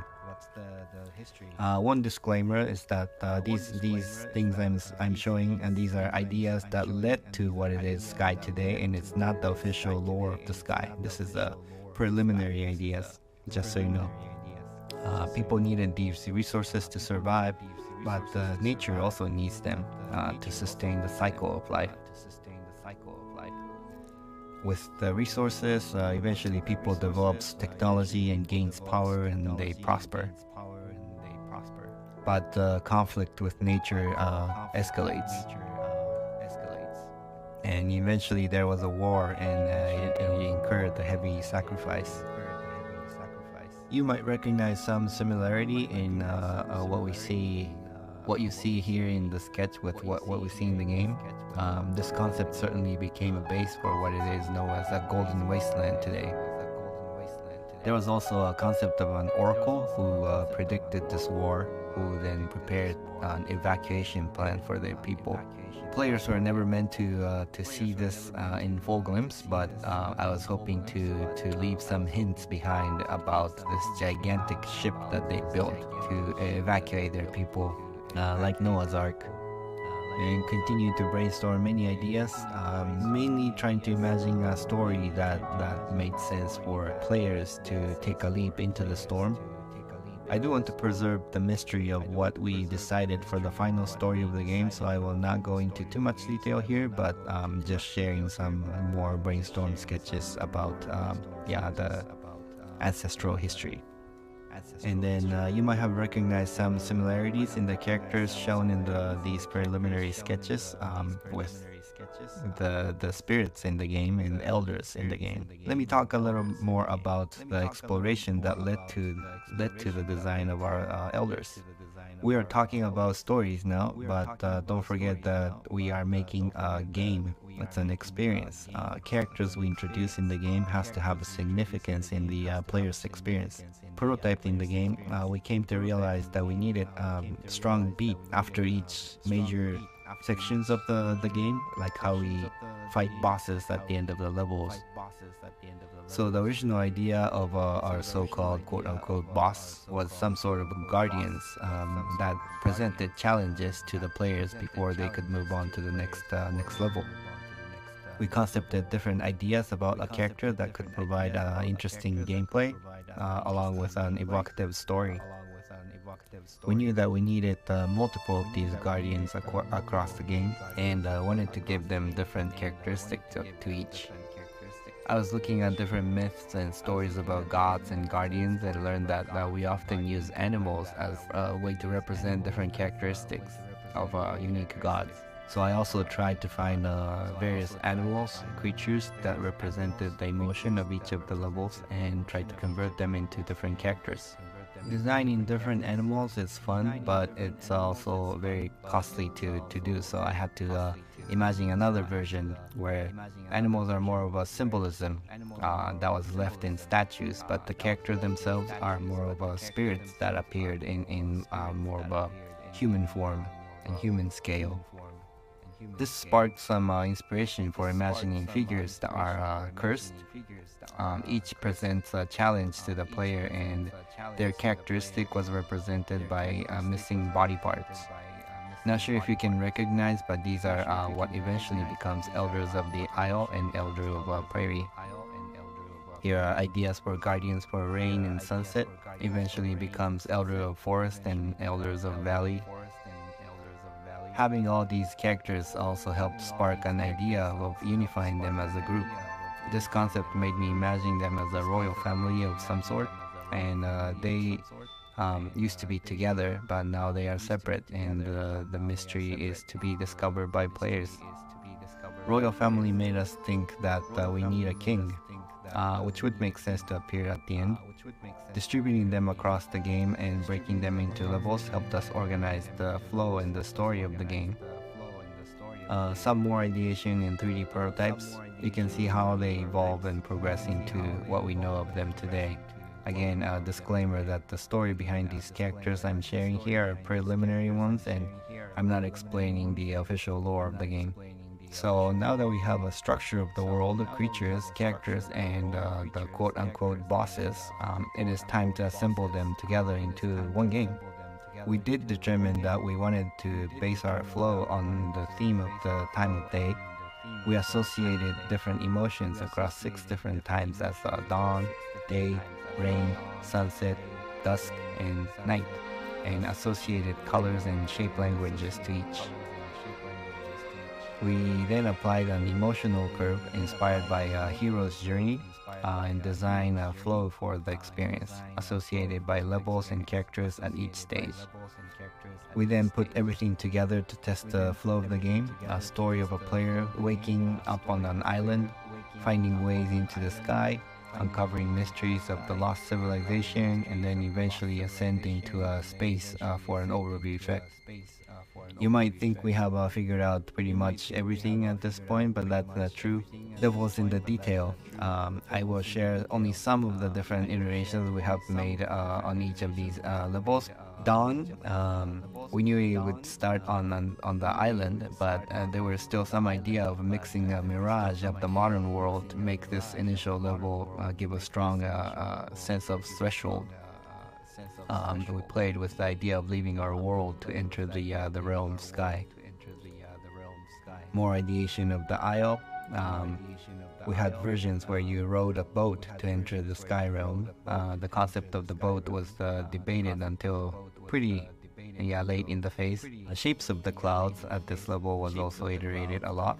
A giant wall of clouds to fly over, or a hole in the clouds to penetrate through. This level has been, by far the most iterated level. We have explored so many ways to lead up into the sky. Next up is Prairie. We used to call these realms by the time of day until pretty late. Many of us, including myself, still reference these levels by the time of day. These concepts by Tom helped us determine the color of the terrain in the sky. We wanted to reference biomes from high altitude. Here a concept of bird's nest. This is pretty close to what we see in our game today in Prairie. We have settled on round and soft shape language because of the secondary layered theme of a human life. This is the second stage after the birth. It's the childhood stage, so we wanted everything to be round and soft. Pretty close to what we know of Prairie today, but at one point we wanted players to go through a cave before coming out to see the blue sky to contrast the open, vast feel of the sky. You can see here in the sketches some preliminary versions of the gates that led to different levels, or shrines that helped you change dresses you wear. And then forest. We needed emotional curve that dips down a bit, so we added rain as another time of day. Rain was another tricky level. This was probably the most iterated level after dawn. We tried enchanted forest feel. We also tried this level to be to have an elder who seduces you. We also tried to make this level like puzzles or mazes, trying to visualize complexity of the adolescence as the human life theme. This is the third level. After childhood, you became adolescence. There's a mixed emotion. This is a time of the life where your emotion is really complicated. So we tried to also represent that visually. Another important aspect of this level was introduction of industrialization. The third layer of the story was civilization, story of the civilization. So after the civilization has lived in harmony with nature, they start the industrialization. Early concept of the temple shows the dark stone penetrating through the building, and the interior of the temple was also looking very different. After the rain is sunset, emotion raises to a peak. We wanted the gameplay to be more dynamic here, most dynamic. It represents the peak of your life when everything is exciting. This concept by Tom really captured the emotion we wanted for this level. The peak of mountains penetrating through the clouds also became base for our starting area of the Valley of Triumph. Civilization was also at its peak, so this was meant to be most decorative and rich in materials. Many of the concepts here became the base for the key areas in this level. Can you recognize them? After a peak, there's a fall. Dusk was aligned with the midlife crisis for the human life theme, or the post-apocalyptic theme time for the civilization theme. Shadi and Kang jumped in at this time of the production and helped us polish some of the ideas for this level. This was the time when we tried to expand each realms to have various sub-levels. Temple in the Golden Wasteland. Exterior is pretty close to what we see today, but the interior became a lot different. Night is a vault of knowledge. Visual inspiration of this realm was a library and the ethereal dream. Following the arc of the civilization, this is supposed to be most advanced, but we didn't want to make this to feel too technological. Instead, we wanted the whole experience to feel more like a dream or magic, so Jackie did this concept to capture the dreamlike quality of the realm. Some early concept of the shelves and the quote-unquote books. We designed a lantern to be the device that recorded memories, concept done by Tom. And the early prototype of the end of this realm was more like a planetarium. A place where you meet the oracle to hear about the history and to hear about your own destination as a player. Storm is the final realm. This is the moment of death, and we wanted to visualize the lowest low moments of the game. At one point, we were considering that the storm realm is black and white. Tom captured the feeling of what it could feel like to be in the midst of a storm. And then try to approach the Eye of Storm. Then Kang helped added one color, red, into this visual to further enhance the emotion of this realm. At the Eye of Storm, there's a hint of what actually happened in the past. Trevor Stringer concepted the moment before the cataclysm, and Tom painted a version of our representation of darkness.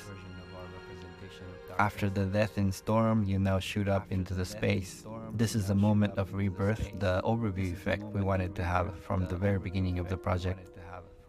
For a while, we were going after the idea of the representing the unity of people by a superorganism we called as a megabird. Here's Kang's emotional capture of the moment when everything is coming together, and the evolution of the megabird. If you remember the original sketch done by Jenova, we have come far, but I think it's nice to see the original idea kind of stuck around. In the end, we emphasized more on the idea of the stars and constellations, so our megabird became more of a mega constellation. Because there are too many layers of different problems we were solving to consolidate into one experience. I am abbreviating a whole lot of the process that we went through, but I hope you were able to watch how ideas were created and morphed and evolved into what comes Sky today. And then finally, game was released.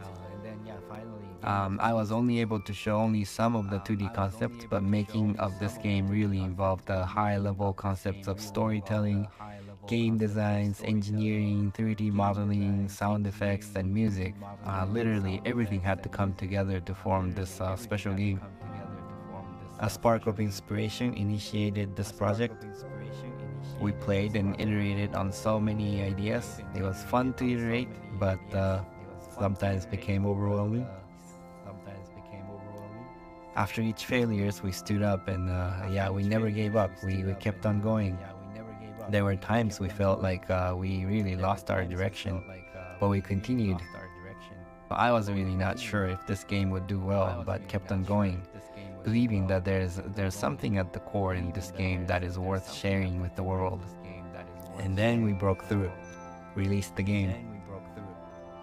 So many rough edges and unpolished details, but the game was released, and then in the end received by millions of people. Today the game is still alive, and with the support of all the players, including yourself, it is growing and evolving even more.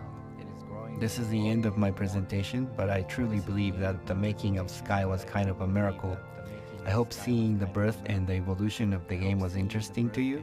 I am grateful to say that Sky is much alive still and continuing to change. And I am looking forward to witness how it's going to evolve more through the many years to come. Thank you.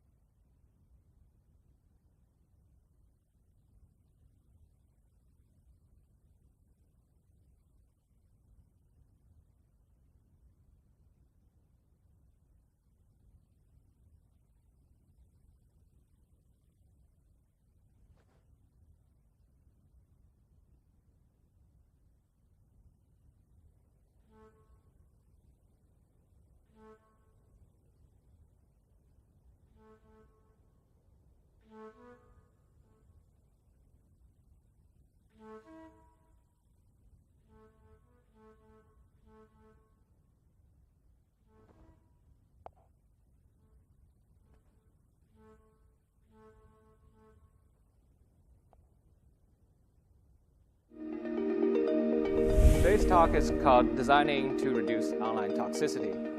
When you think about online toxicity these days, you don't even think about gaming anymore. It's almost like anything on the internet, anything in the social media apps. It's like these unwanted attention or harmful attention to you, they are coming at you either in the form of words, voices, and all kinds of things that the internet isn't a safe place anymore.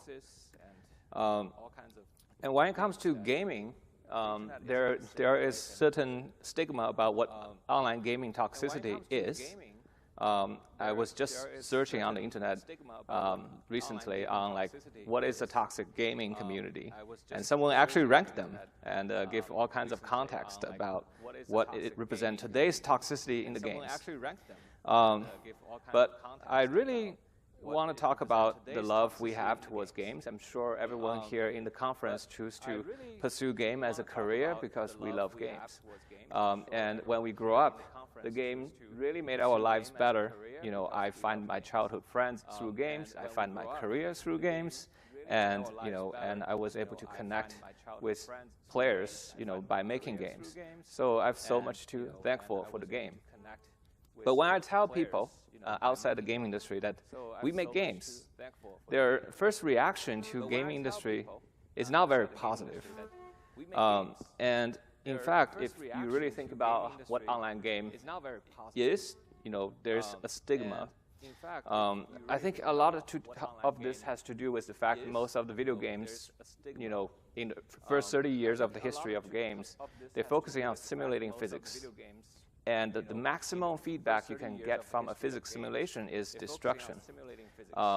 And a lot of the successful franchise really sell people on this power fantasy. If I'm a student in school, I'm not free. I cannot drive. I cannot go out to places. And games fulfill that fantasy quite well.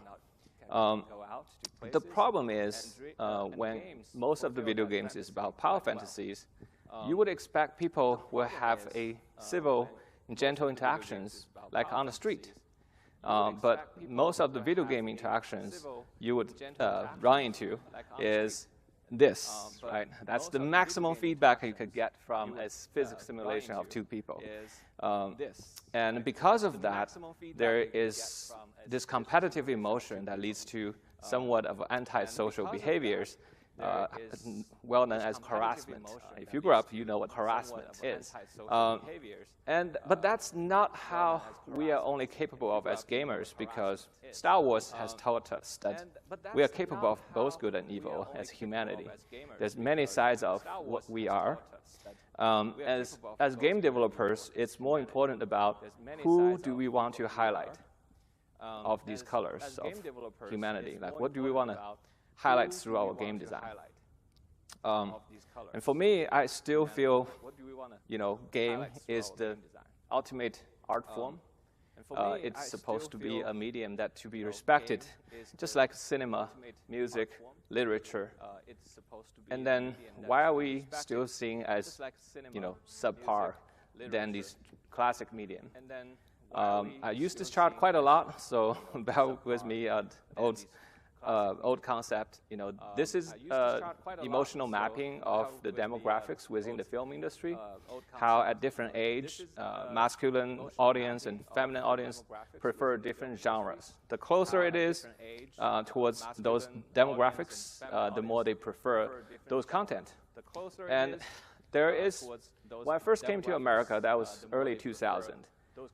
At that time, the game industry is very small. There was no mobile phones.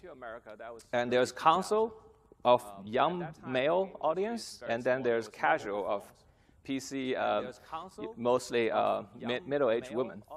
That was pretty much it. The industry is very small. And they're serving a subgroup of the entire population. And so most people would refer these people as gamers. But today, ever since 20 years ago when I come to America, the game industry evolved so much. Console industry has grown quite a lot because the gamers grow older. They are 20 years older than when I first came in. And you start to see more serious emotions being kind of dealt with in the console industry. And when we started TGC, that was back in 2004, 2005, we made a game called Cloud. We were trying to explore the idea, can video games be art? At the time, there's a famous saying of, like, can video game make you cry? If video game make you cry, then it is art. But at the time, there wasn't any games that make people cry. So when we made Cloud, we actually managed to, this is a student game back then, made by 4 or 5 students with no engine. There's no Unity and Unreal back then. And it's a little game about a kid flying in the sky and playing with the clouds. But what happened is we have received so many letters from our player that they say they cried for the game, which at the time I was very surprised. And they encouraged us to start this company to make more games that could touch people and show the society that games are not just competitions and killing, and it could be something emotional, and it could potentially make your life better. And that was really what kind of pushed us to start a company. And we started our first 3 games with PlayStation.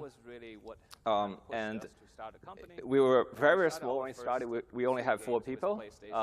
And we were trying to tackle some of the most challenging subjects in the game medium. We were trying to see if we can make a video game haiku that feels tranquility when everybody was pushing for geometry wars, Xbox Live Arcade. It's all about like the excitement. And then we try to explore, can video games be a poetry that allows you to discover a feeling of healing rather than destroying. And then when we make our very first online game, which is Journey, we're trying to see if they can connect people emotionally rather than having people competing with each other. And so each of the game we make, we're expanding in terms of its emotional complexity. Flower added more adventure and suspense into the game compared to Flow. Journey added more drama. There's a kind of rise and fall of a transformation of your player character. And the emotional range, as the emotional range expand, each of the game managed to reach to a different group of players. And with Journey particularly, there's this cross-section here. These are older male players, above 35 years old. And they happen to be journalists and award judges. So Journey did pretty well with the awards. But we see a lot of comments on the internet saying, this is the most boring game. We don't get what's the fuss about this thing. This is just a walking simulator. Because they are from younger male players, and they don't necessarily understand the appeal of drama. But it's all right.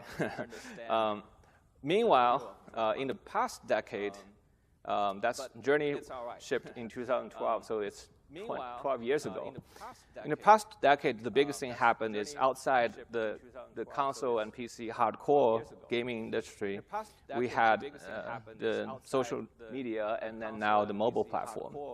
All of a sudden, when we made Journey, we felt like we really leave an impact to make the industry shifting towards making more artistic content. You can kind of see a lot of the Sony AAA games start to shift towards that direction. But meanwhile, 10 times more people start playing games, and they have no idea what's going on the PlayStation. And their impression of games is, Angry Bird. And we felt like the battle we've been trying to fight, to push for, is to make game more appeal as an artistic form, has been set back because of so many new players just came in. And I look at the history when other medium was seriously respected as a form of art. There's a turning point. For animations, for example, before Snow White, Disney was making all kinds of cartoons, and at the time, animators are referred as cartoonists and Looney Tune artists. They are seen not as art; they are like for kids, right? And once Snow White came out, the target audience suddenly shifted from just kids to both the parents and the kids, all ages. And from that point on, people start to recognize hand-drawn animation more like a form of art. And the same history kind of repeats to digital, like computer-generated images for animations. Pixar also made many shorts in SIGGRAPH. I've seen many of them. People, including Disney and Studio Ghibli, all my favorite animators, say, oh, computer can never capture the artistic expression of the human hands. But after Toy Story, that impression changes, because when everybody can be emotionally touched, a part of their humanity was moved by the medium, then they see it as art form. And so today with games, we have lots of games. We have games for a whole family to enjoy together for fun. And we have all kinds of devices that has games on it. There's games for children. There's games for parents, mom and dad. There are games that connects all the children together after school. There are games connect all the adults together after work. But there is not a game that is all ages. Like, I have not been able to find a game I can play with my wife and my kids together. And I think we're just so close to there. So after Journey, we really wanted to make a game that is emotionally accessible to people of all ages and genders. And it has to be, 4 quadrant. That's like how Disney described their animations. But PlayStation at the time is a majority male platform. And we realized if we stay on the PlayStation, on the console, at maximum we can only hit that little slice of the pink pie. And it won't change the society's view of games. And so we made the leap to say, all right, let's try to make the game accessible emotionally, but also from the hardware platform side. Can we make a game that everybody can play? And so that's how we started Sky. So from Journey to Sky, it took us 7 years to make, which is insane. Like 3 years is already so crashing, and 7 years, I don't even have the words to describe that. And we're shifting from a console platform to leading with a mobile platform. We're changing from 2-player to MMO. We're changing from hardcore gaming audience to suddenly people of all ages. Many of them never played the games. When we make Journey, there's no chat. It's pretty safe. There's no harassment. No harassment in Journey either. But now we have a complete open online community that could have a toxic behaviors if people can chat. And so it's a lot of challenges that took a long time. But we believe we're trying to build a world that could represent, truthfully capturing the bright side of humanity. Compassion and generosity is the emotion we're trying to create.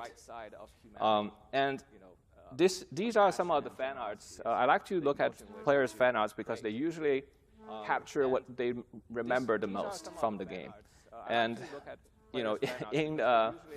in Sky, the fan art is never about the NPC stories. The fan art is always about the connection, the bonding, the friendships, the moment of compassion, the moment of altruism. And I'm really, moved by these art. But the game itself is essentially an online, a big social chat room where you can chat, you can hold hands with people, you can high five, you can give a hug, you can dance with people, you can send them letters, leave notes, and play music together. It's a pretty boilerplate description of the game. But at the same time, I want to say Sky is also the most socially engaging online game. I'm sure some games have piggybacking, but nobody bothered to make piggybacking really deep. And so we also have the UGC content where you can play instruments. We actually have the whole list sets of instruments that you can go really jam with friends. The most surprising thing about Sky is that I didn't realize, including Journey, by the way, the majority of players who really like Journey and Sky are women. This just was never a thing if you come to GDC or if you go to E3, you would never know that. But my coworker told me they had a Journey fan gathering in Japan. Actually, more than half of the people who showed up are women. Certainly, Sky today is over 70% of the active players are women. And worldwide, there's over 260 million install of Sky. And that is just a number that nobody in the studio have ever imagined when we make a game like this.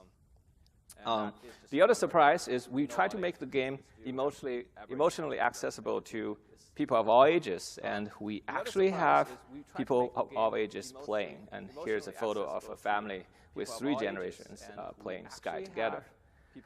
And out of all the messages I find, this one touches me the most because this is a father who doesn't play video game, but he was playing the game because of his daughter, and he was moved by the game and cried. And he wanted to thank us for making the experience. And I find out this guy works at Pixar, and he's like a Pixar tech lead. That's extra bonus for me. It's just like, you know, these people are hard to move. So,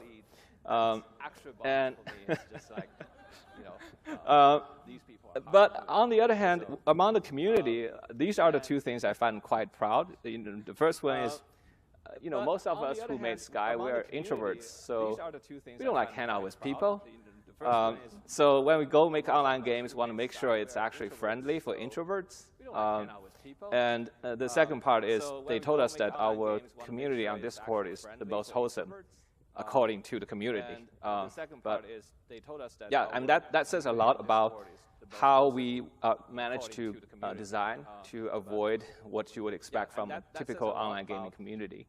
So I'm going to just share some quick lessons, that notes we take, things that worked out and things that didn't work out with you. That's really why you're here, right? So, okay, first, very important one, just remember, the players are not born toxic. You know, and unintentional design can potentially nudge our players towards toxic behaviors, but they were never born toxic. So, number one, our behaviors are shaped by our environment. I'm sure everybody have heard of Stanford prison experiment. Just to break it down very simple, in Stanford, a psychologist wants to test if it's the system, the institution like of prison that's pushing the police to be abusive, or it's just purely because of the people. And so they recruited the same group of college students with the same background and given them roles of prisoners and guards. And they let them stay in the same facility for over a month. Initially, every college student was finding this really fun. It's a really fun role-playing game, right? It's like a LARP. But over time, they start to behave just like the real prison, where abuse start to happen. And people start to break down mentally, and people calling for quitting. They are all promised lots of dollars if they stay through the whole thing, but people eventually quit. They couldn't stay in this anymore. And the takeaway from that research is the professor said, the role that the people have in a situation has a significant effect on their behavior, and it's even much bigger than the innate personality. Innate personality is a weaker influence than the external situation. And without accountability, many people will do evil if given power. But, I'm a game designer. I'm skeptical of everything, and I think the evil thing is wrong. Human will just do what humans do, which is they will seek whatever the maximum feedback in whatever system they're playing. And that's what they did in the prison.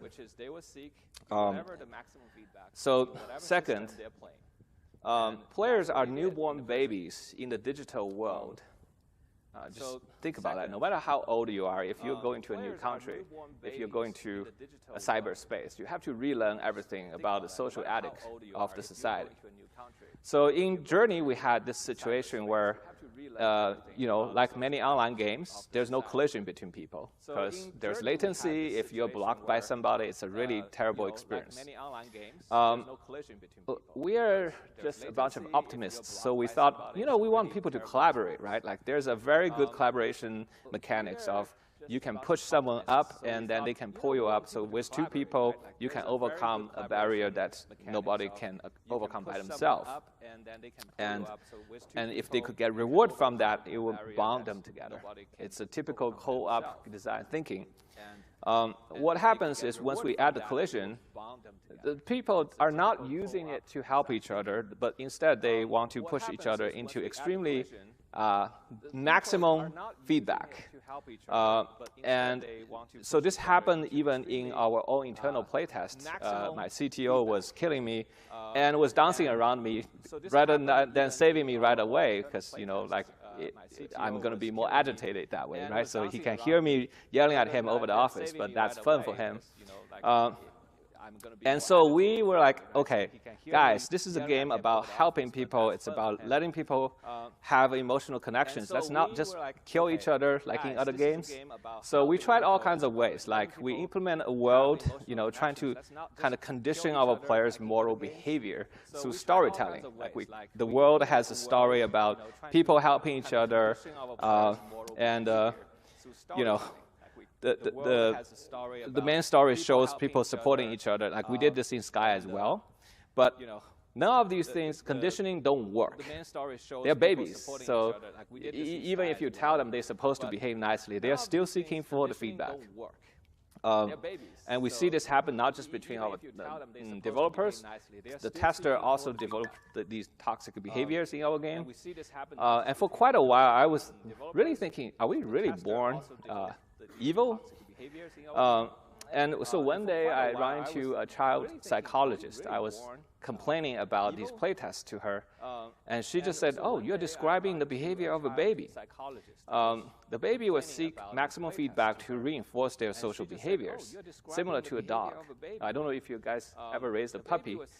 They have these teeny shark teeth that's really sharp, right? So if they bite you, you feel the pain, but they can't really hurt you. You're like, why do they grow this type of teeth? So if they bite hard enough, their siblings is going to bark back, right? So their teeth is teaching them how hard to bite for social interactions. So then you would say, okay, well, maybe if the gamers are kids, let's just give them positive feedback for what they're doing good and giving them negative feedback for what is bad. The problem with babies is that sometimes they don't interpret negative feedback as negative, and they always find that being a positive. Because, yeah, my parents are yelling at me, that's new, that's very big sounds, I like that. And this happens on the internet all the time,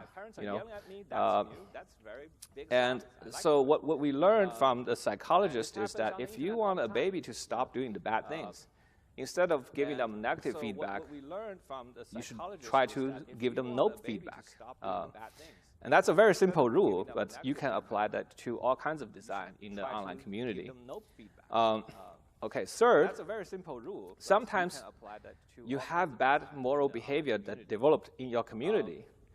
Don't worry, you can minimize it through design.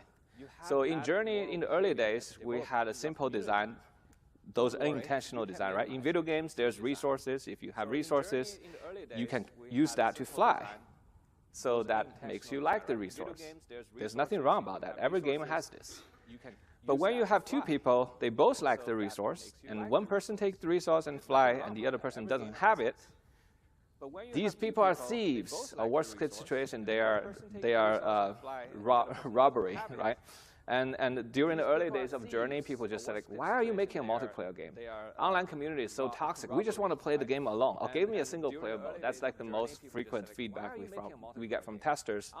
We said, no, we want you to actually connect with each other emotionally. And they're like, no. So we try to change the situation. Like we don't want thieves to happen in the game, in the interaction. So we made it so that if you fly, the resource you use will come back and it will drop right underneath you. So technically, you're not stealing anybody's money. And the other person can use the resource to fly as well. But they still hate each other. What we discovered is the time it took for someone to pick up a resource and go all the way to a new location. The time it invested was then stolen by the other player, right? And they're still unhappy even though the resource is still there, right? They thought time is also a resource. So it's becoming very hard to design a game where people don't think each other as thieves. And so what we changed in Journey is like, okay, what if there's just unlimited resources everywhere you go, and you can load up your pocket with resources, right? And then in that situation, nobody hates each other. It's like, oh, you are a fellow bank robber. We're all here robbing that ATM. What a nice, shared interest, right? And so people both can fly with lots of resources. They're happy with each other. It's just that one switch, right? You start to change the behavior of how people see each other. And so in Journey, eventually we removed the collision, not because we can't, but because we want. So there's no feedback for pushing people off the cliff. But at the same time, we create a new feedback where if the people are close, their warmth is charging each other. It's like they're giving each other resources. And that made the player actually really enjoys hanging out with each other because they are getting free money from each other's pocket. Right? Why wouldn't you love someone who can give you money, right? And both you can fly. And oh, you like to fly? I like to fly. If I fly, I'm close to you. And this makes player actually feel more comfortable to travel together. Yeah, so from like, I want to play alone, these people are thieves, to, oh, I can't, I'm going to wait for my friends to catch up. The only change is just the environment. They're the same people who's playing the game. So I just want to use this example to show you that it's possible to minimize the toxic behaviors if you see them happening in your games. So I just want to use this example to show work on the design. Okay, the second important lesson is that, Spider-Man says great power comes with great responsibility, right? Well, why would you have great power if you haven't earned it? You should give people power only after they have earned the power. Why would you have great power if you and we need to fight toxicity with barriers. Okay, so what is this? So number one, I think we all would agree that we have the rights to not be pushed with untrusted content. Right? We all have the rights to not to see or not to hear if the content is terrible for us. But that's not the case. That's not the status quo of our online game. User-generated content usually can be disruptive. In the good case, they're funny, and the bad case, they're hurtful. So in Journey, we have no user-generated content, but just the position of the player. But in a typical online game, you have very smart user IDs. I don't know why gamers like to do that, but it gives you these weird feelings, right, when you read them. And for online games, there's the public chat. And usually it has nothing to do with your game. And usually take you out of the game. And worst situation, you hear somebody using the voice chat, then you really want to run away from this game. And so what we did is, we were like, why are these content pushed to the player? We just want people to share a moment. They don't need to see these content. And that's huge distractions. So with Journey, we try to keep everything clean. We only want to have a human to interact with another human. That they coexist and they share an emotional roller coaster ride. Like, they don't need to have these contents being pushed to each other. And so because of the naughty names that people have created in the PlayStation, we actually have to delay the display of the PlayStation ID until the end of the game, when the entire emotional experience is finished. Then we show them the player ID, and you can imagine if you see them initially, the funky bottoms, right? Like, who is this guy, the funky bottoms in the middle of the desert? I don't want to hang out with this guy, right? it would completely ruin the opportunity to connect. So in Sky, we go even more extreme. We basically are really concerned. It's a game played worldwide, of all ages. And I personally have experienced, racism, sexism, even age is being discriminated. I'm 40 years old. The kids doesn't want to know I'm a great uncle, right? So we have to hide all those identities first. We want people to be judged by each other as just a human being. So in Sky, if you have not have a meaningful connection with people, you just appear as a shadow. And the second thing is, names become a necessity in this game because there's so many players. You won't be able to tell them apart if you don't give them a name. In all the other games, you name yourself, right? And that's usually where the bad apple comes. So we decide to switch it, redesign the game where you give names to the other player. And in that way, no one can really force you to read anything you don't want to see, right? And that worked quite well for us. At least we have never heard any report on harassment because someone has a strange name in Sky. The second thing is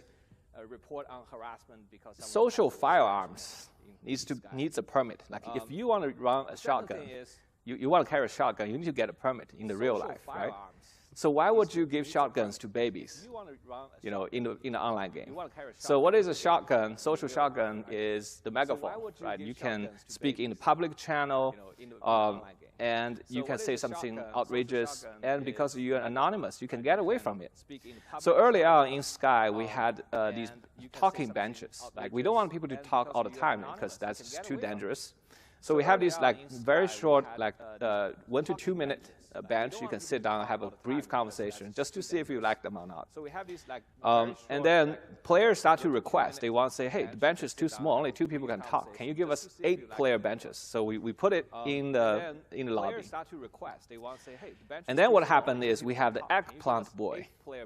He becomes very famous because he always hang out in the social lobby and just when people are all chatting, on the 8-person seat, he would jump on there and just use many eggplants. And so many people was upset about this kid because they think the eggplant means something. And so eventually, one of our players went to talk to the kid and befriended the kid and tell her that's not a cool behavior. So he stopped, right? But during that time, he really had a lot of fun doing it because to him, he has total invisibility. Nobody knows his name, and he can just spam people with, fun, nasty messages. And so eventually, we had to dial back the public chat benches to just one-on-one. We don't want to give the feedback to a baby, of the potential to spam 7 people at the same time. If you are only sitting down next to someone who's sitting on the bench, you're very less likely to get a positive feedback because that person could be AFK. That person could be a worse person who can talk back to you. So it becomes much less toxic. We are no longer getting reports of eggplant boys. And we have the inspiration from Dark Souls where people leave helpful messages. So we want to reinforce that behavior. We want our players to leave messages to help each other, just like Dark Souls. The initial results are terrible. It's just like any online forum. You will find many smart text that is either funny or very disruptive. So essentially, if you unfilter the content could be very nasty, right? And creatively nasty on purpose because all the kids are looking for maximum feedback. So how do we control these behaviors? Is we have to ask our player that, if they want to have this power to push content to a lot of people, they have to earn their permit, right? Just like if you want to own a gun, you have to earn a permit. So how do we do that? So I was talking to a different child psychologist, and I asked her, so how do you correct these problematic kids' behavior in school? Because they would do all kinds of programs with kids. And I was asking her, what's the most effective? And she said, the most effective program is you rally up the struggling kids who have really terrible social behaviors, they're bullies, or they just don't get along with anybody. You rally them up, you sit them together like a 12-step program. You kind of ask them to talk about what they enjoy. And very quickly, they will find connections. Oh, you like that? I like that too, right? And then they will bond with each other. And once they build trust, once they find a community and they have friendships, they stop behaving terrible because they suddenly have somebody they care about, and they don't want to appear terrible in front of the people they care about. So really just, to help people is about integrating them back into the community rather than leaving them to be the loner. And so we implement this feature where if you make a content, your best friend will know that content is from you. The moment we implement that content, we see a huge wave on Discord that people are going online to delete their messages because suddenly their friends could tell these smart messages from their best friend. So they clean it up in a day. And now the messages we see in Sky are mostly interesting and many of them inspiring.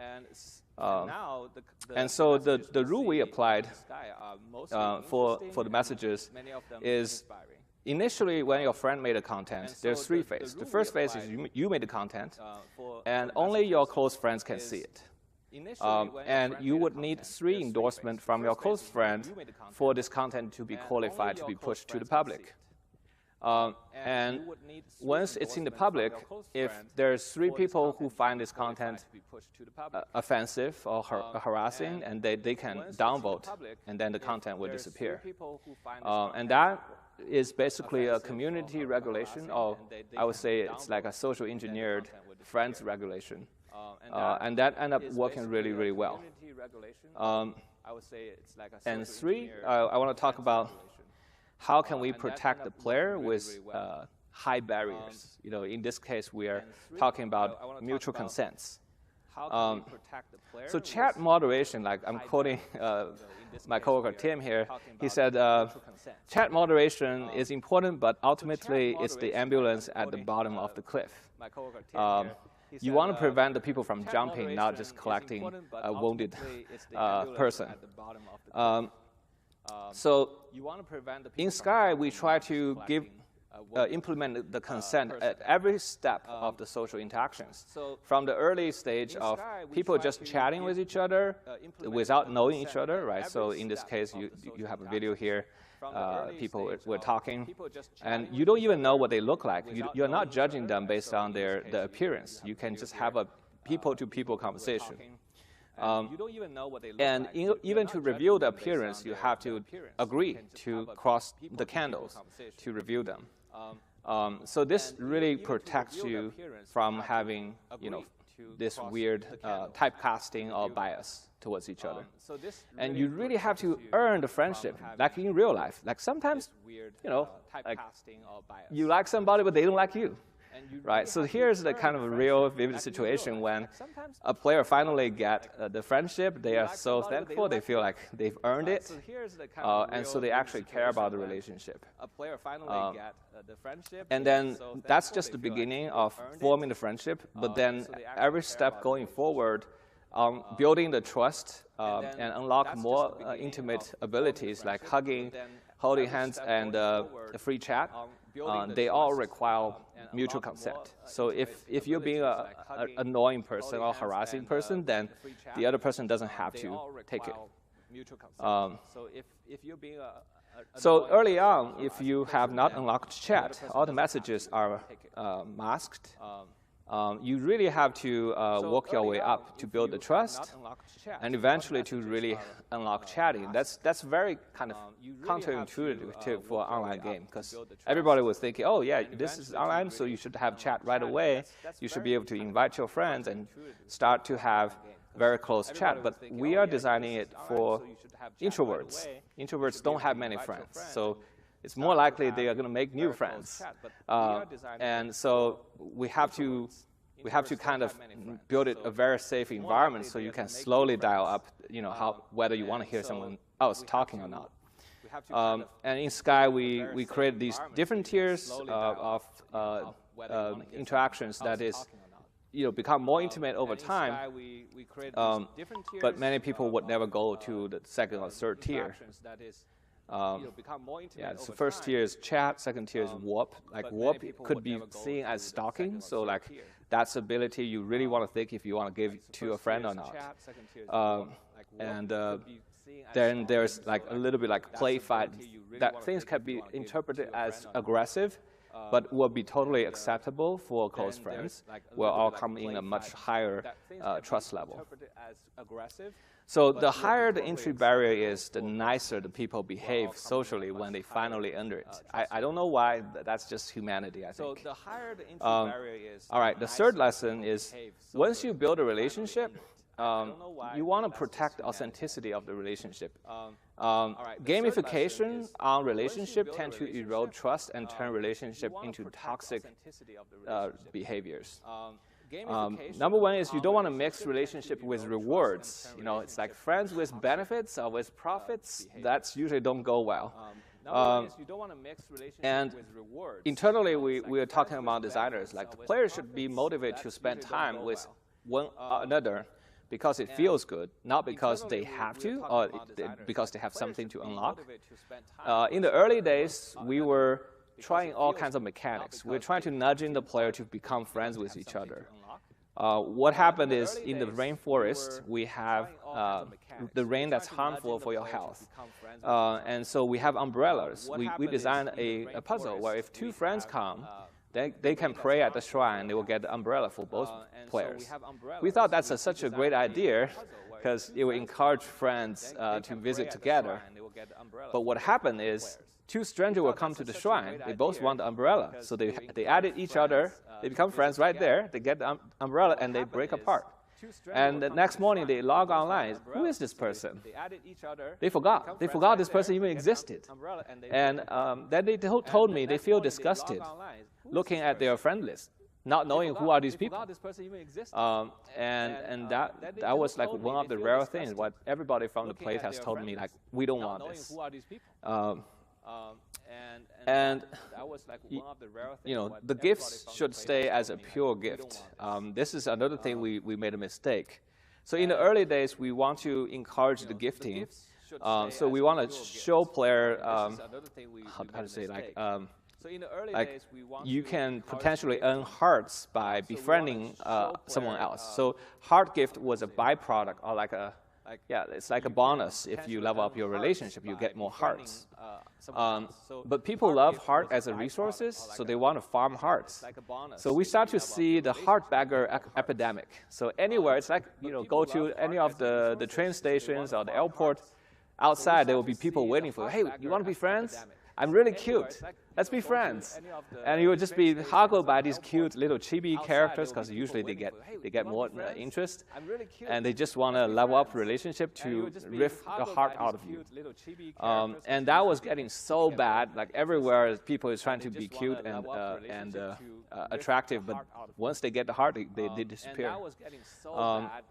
So we have to remove it, right? A gift has to be a pure gift. There's no additional benefits there. And the second thing is, don't tutorialize your relationship with free gifts. Like many games, online games, like to tutorialize. They will give you free currencies, and then you will apply it. You go through the drill and understand how the system works. But in our early prototype, the player will get a free gift every day. They can give out to other people to see what happens. And what happened is, even though the gift is free, the player expectation is not free. If you are giving someone a free gift every day, the day you don't give them the gift, they were like, hey, where's my gift? It's supposed to be free. You're supposed to give to me, right? And it becomes actually toxic. That's just the most weird thing. It's like if you have, let's say, a homeless person right on the street, and you give them $1 every Sunday, and on the next Sunday you didn't give the $1, they will come to harass you, say like, "Where's my $1?" That's just human nature somehow. But it actually backfired for our community. And our player really disliked those people who's like harassing them for free gifts. So eventually we shifted back. Instead of trying to teach social systems by offering player free currencies to apply on real players, we decided to offer them currencies they can apply on the NPC. So at least NPC don't harass you. And they can still teach you the same systems without making the community toxic. And another one I want to say is like, you need darkness to show light. When we first jumped into Sky, we were very, we were very progressive. You know, people hate pay to win, so we want to do the opposite of pay to win, right? We noticed like if you pay in a pay to win game, a lot of times you don't want to tell people that you spend lots of money just to beat other people, because you know you're cheating. Like there's a little bit of shame about buying things for yourself. But we find out that if you pay it for the people you love, usually they're very proud to tell you, hey, I took my family to Disneyland this weekend, right? Or you know, I have this big diamond ring for my you know, fiancé or whatever, right? It's like people are usually not shameful if it's about giving to someone they care about. So initially we were like, okay, let's go 100%. Everything has to be altruistic and everything has to be giving. So we implement a society where you cannot buy anything, and the only thing you can get is if someone gives you something. And that society runs like a paradise for quite a while. I was very happy. Look at how all these people giving each other. But very quickly, I started to find out everybody's like doing the, you scratch my back, I will scratch yours. Hey, I gifted you yesterday, where's my gift? You're supposed to give it back to me. And lots of people are actually very toxic about their expectation was not met by the other person. And that was quite eye-opening when we tried it, because we were like, we can control the system, we can change the feedback, but humanity doesn't work like a machine, they're human. And so we realized that if you don't have a system where you actually can buy something for your self-interest, then when someone gives you a gift, you are second-guessing. Your question is that gift even is genuine, or are they just simply expecting you to give back to them something? So eventually, when we launched the game, we had to include things that people can buy for themselves, just so that when they choose to buy it for a friend, the friend could trust that is a genuine gift. And that was a very big change when we were doing the design. Yeah, so what we want is a genuine gift, not just gifting economy. And so today in Sky, you can buy things for yourself. You can also buy things for your friends. When we did the season pass, we did a slight discount. So if you buy it for your friends, it's cheaper. And it certainly made a lot of people decide to buy the season pass together. So 40% of the season pass was bought and sent as gifts. With the event content, that's 100% the same price. You can buy it for yourself, you can buy it for your friend. And 22% of the content people purchase are actually for others. So to me, that is a genuine gift. To each other. And one last thing I want to talk about is genuine human connections could save lives. So when we work on Journey, we realize vulnerability really leads to human compassion. This is a very social behavior of many social animals. It's a survival instinct. When you are weak and small, you have to rely on working with each other to survive, right? So when the predator, they go around, they're strong and powerful. They usually hang out alone. But sometimes even the big cats, they would work together. And that's only when their prey is even more strong, right? And it's the feeling of risk and the feeling of smallness makes us bond with each other.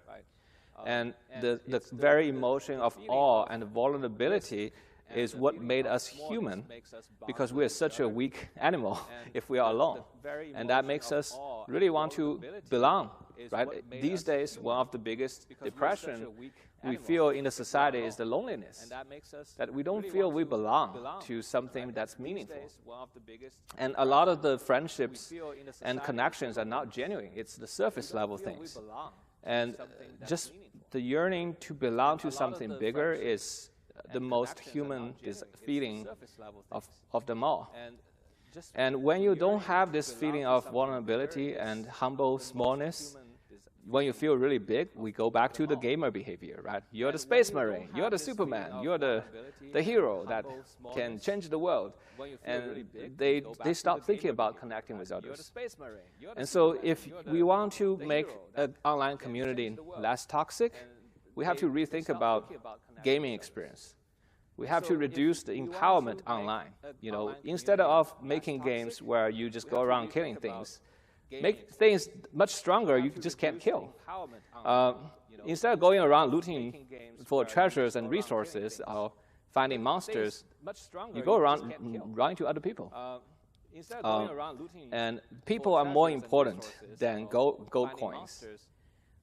In a battlefield, it's very hard to focus on people because the sound, the distraction. So, you know, in order for games where people can connect, you have to reduce the noise. You have to reduce the number of people. You have to put them in an environment they feel small and, you know, a little bit vulnerable. And suddenly, if you see another person, oh my God, there's another person, right? Instead of walking on Times Square and just people all pass by you and you're just trying to ignore all of them. So for Journey, we really tested this idea of creating the world that evokes a sense of awe and vulnerability. And the result shows. It creates empathy and compassion between the players. These are the fan arts again of the memorable moments. What they had in the game is when they supported each other, is when they leave a message for each other. And once you're creating this compassionate moment, a genuine human connection will form. And that leads to inclusive and supportive community. So what is a genuine human connection? It's a vulnerable interactions between two people that they feel heard, seen, and known and valued after the communication. And afterwards, they feel better about themselves and feel better about the world. I'm just going to summarize this genuine human connection. It's, you know, it's one of the few things I really believe is generally good for human. And, you know, when we created Sky, one of the emotions I really want to evoke is that we are not alone. And I think most of the artists who make art, they want to connect with people through their art. And in this process, if the art connects with them, there's an overwhelming sense of gratitude between the artist and the viewer.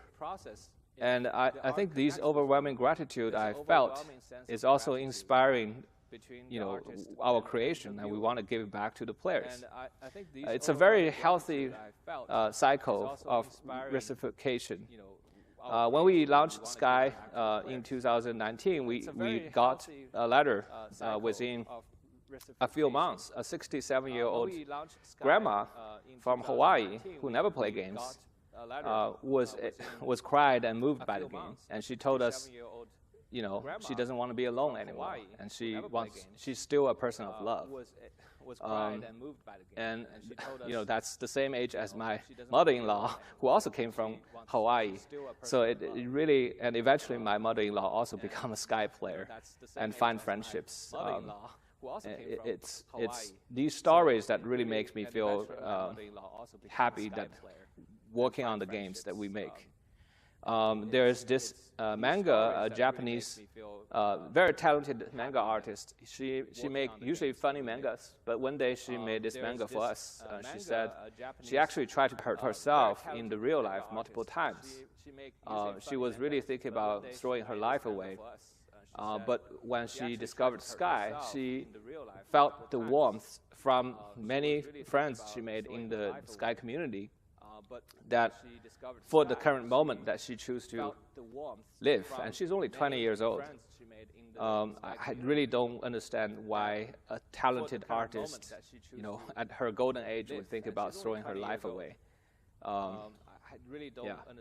And during the Ukraine and Russian war, we were really concerned because we have players from both both nations.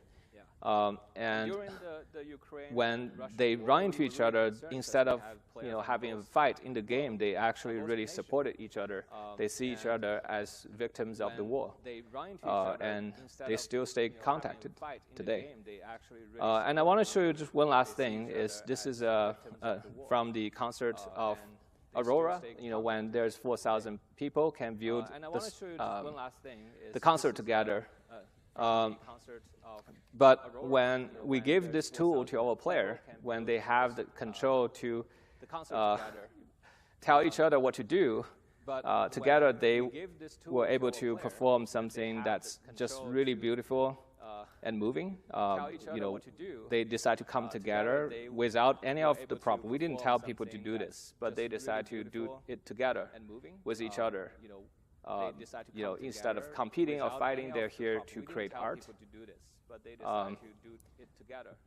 I've just never thought a gaming community could be more amazing. So to conclude, how do you keep your online interaction positive? First, just remember, players are not born toxic. We are all capable to being a good citizen and treat each other with compassion. So really just focusing on your design to highlight that bright part of humanity. Number two, don't give players social powers. No shotguns for babies, right? They have to earn their trust. And that's how the real society works, and I don't understand why online games don't do that. And number three, if you build a relationship, don't ruin the authenticity with gameplay mechanics. Gamification don't work with relationships. It needs to be genuine. And try to build genuine human connections in your community. It will save lives. And we are game designers. We're thinking about how to change people's behavior in our games, but I don't see why we couldn't think about how real-world institutions can be designed to promote human values rather than destroy them. And if you can make it work in the virtual world, I don't see why it wouldn't work in the real life. So TGC, is a company that started 18 years ago, trying to make games to tell heartwarming stories for all ages. But today we have to change it because it's an online game now, right? We have to inspire humans to connect worldwide. Thank you, and we are also hiring. Worldwide. Thank you, and we are also hiring.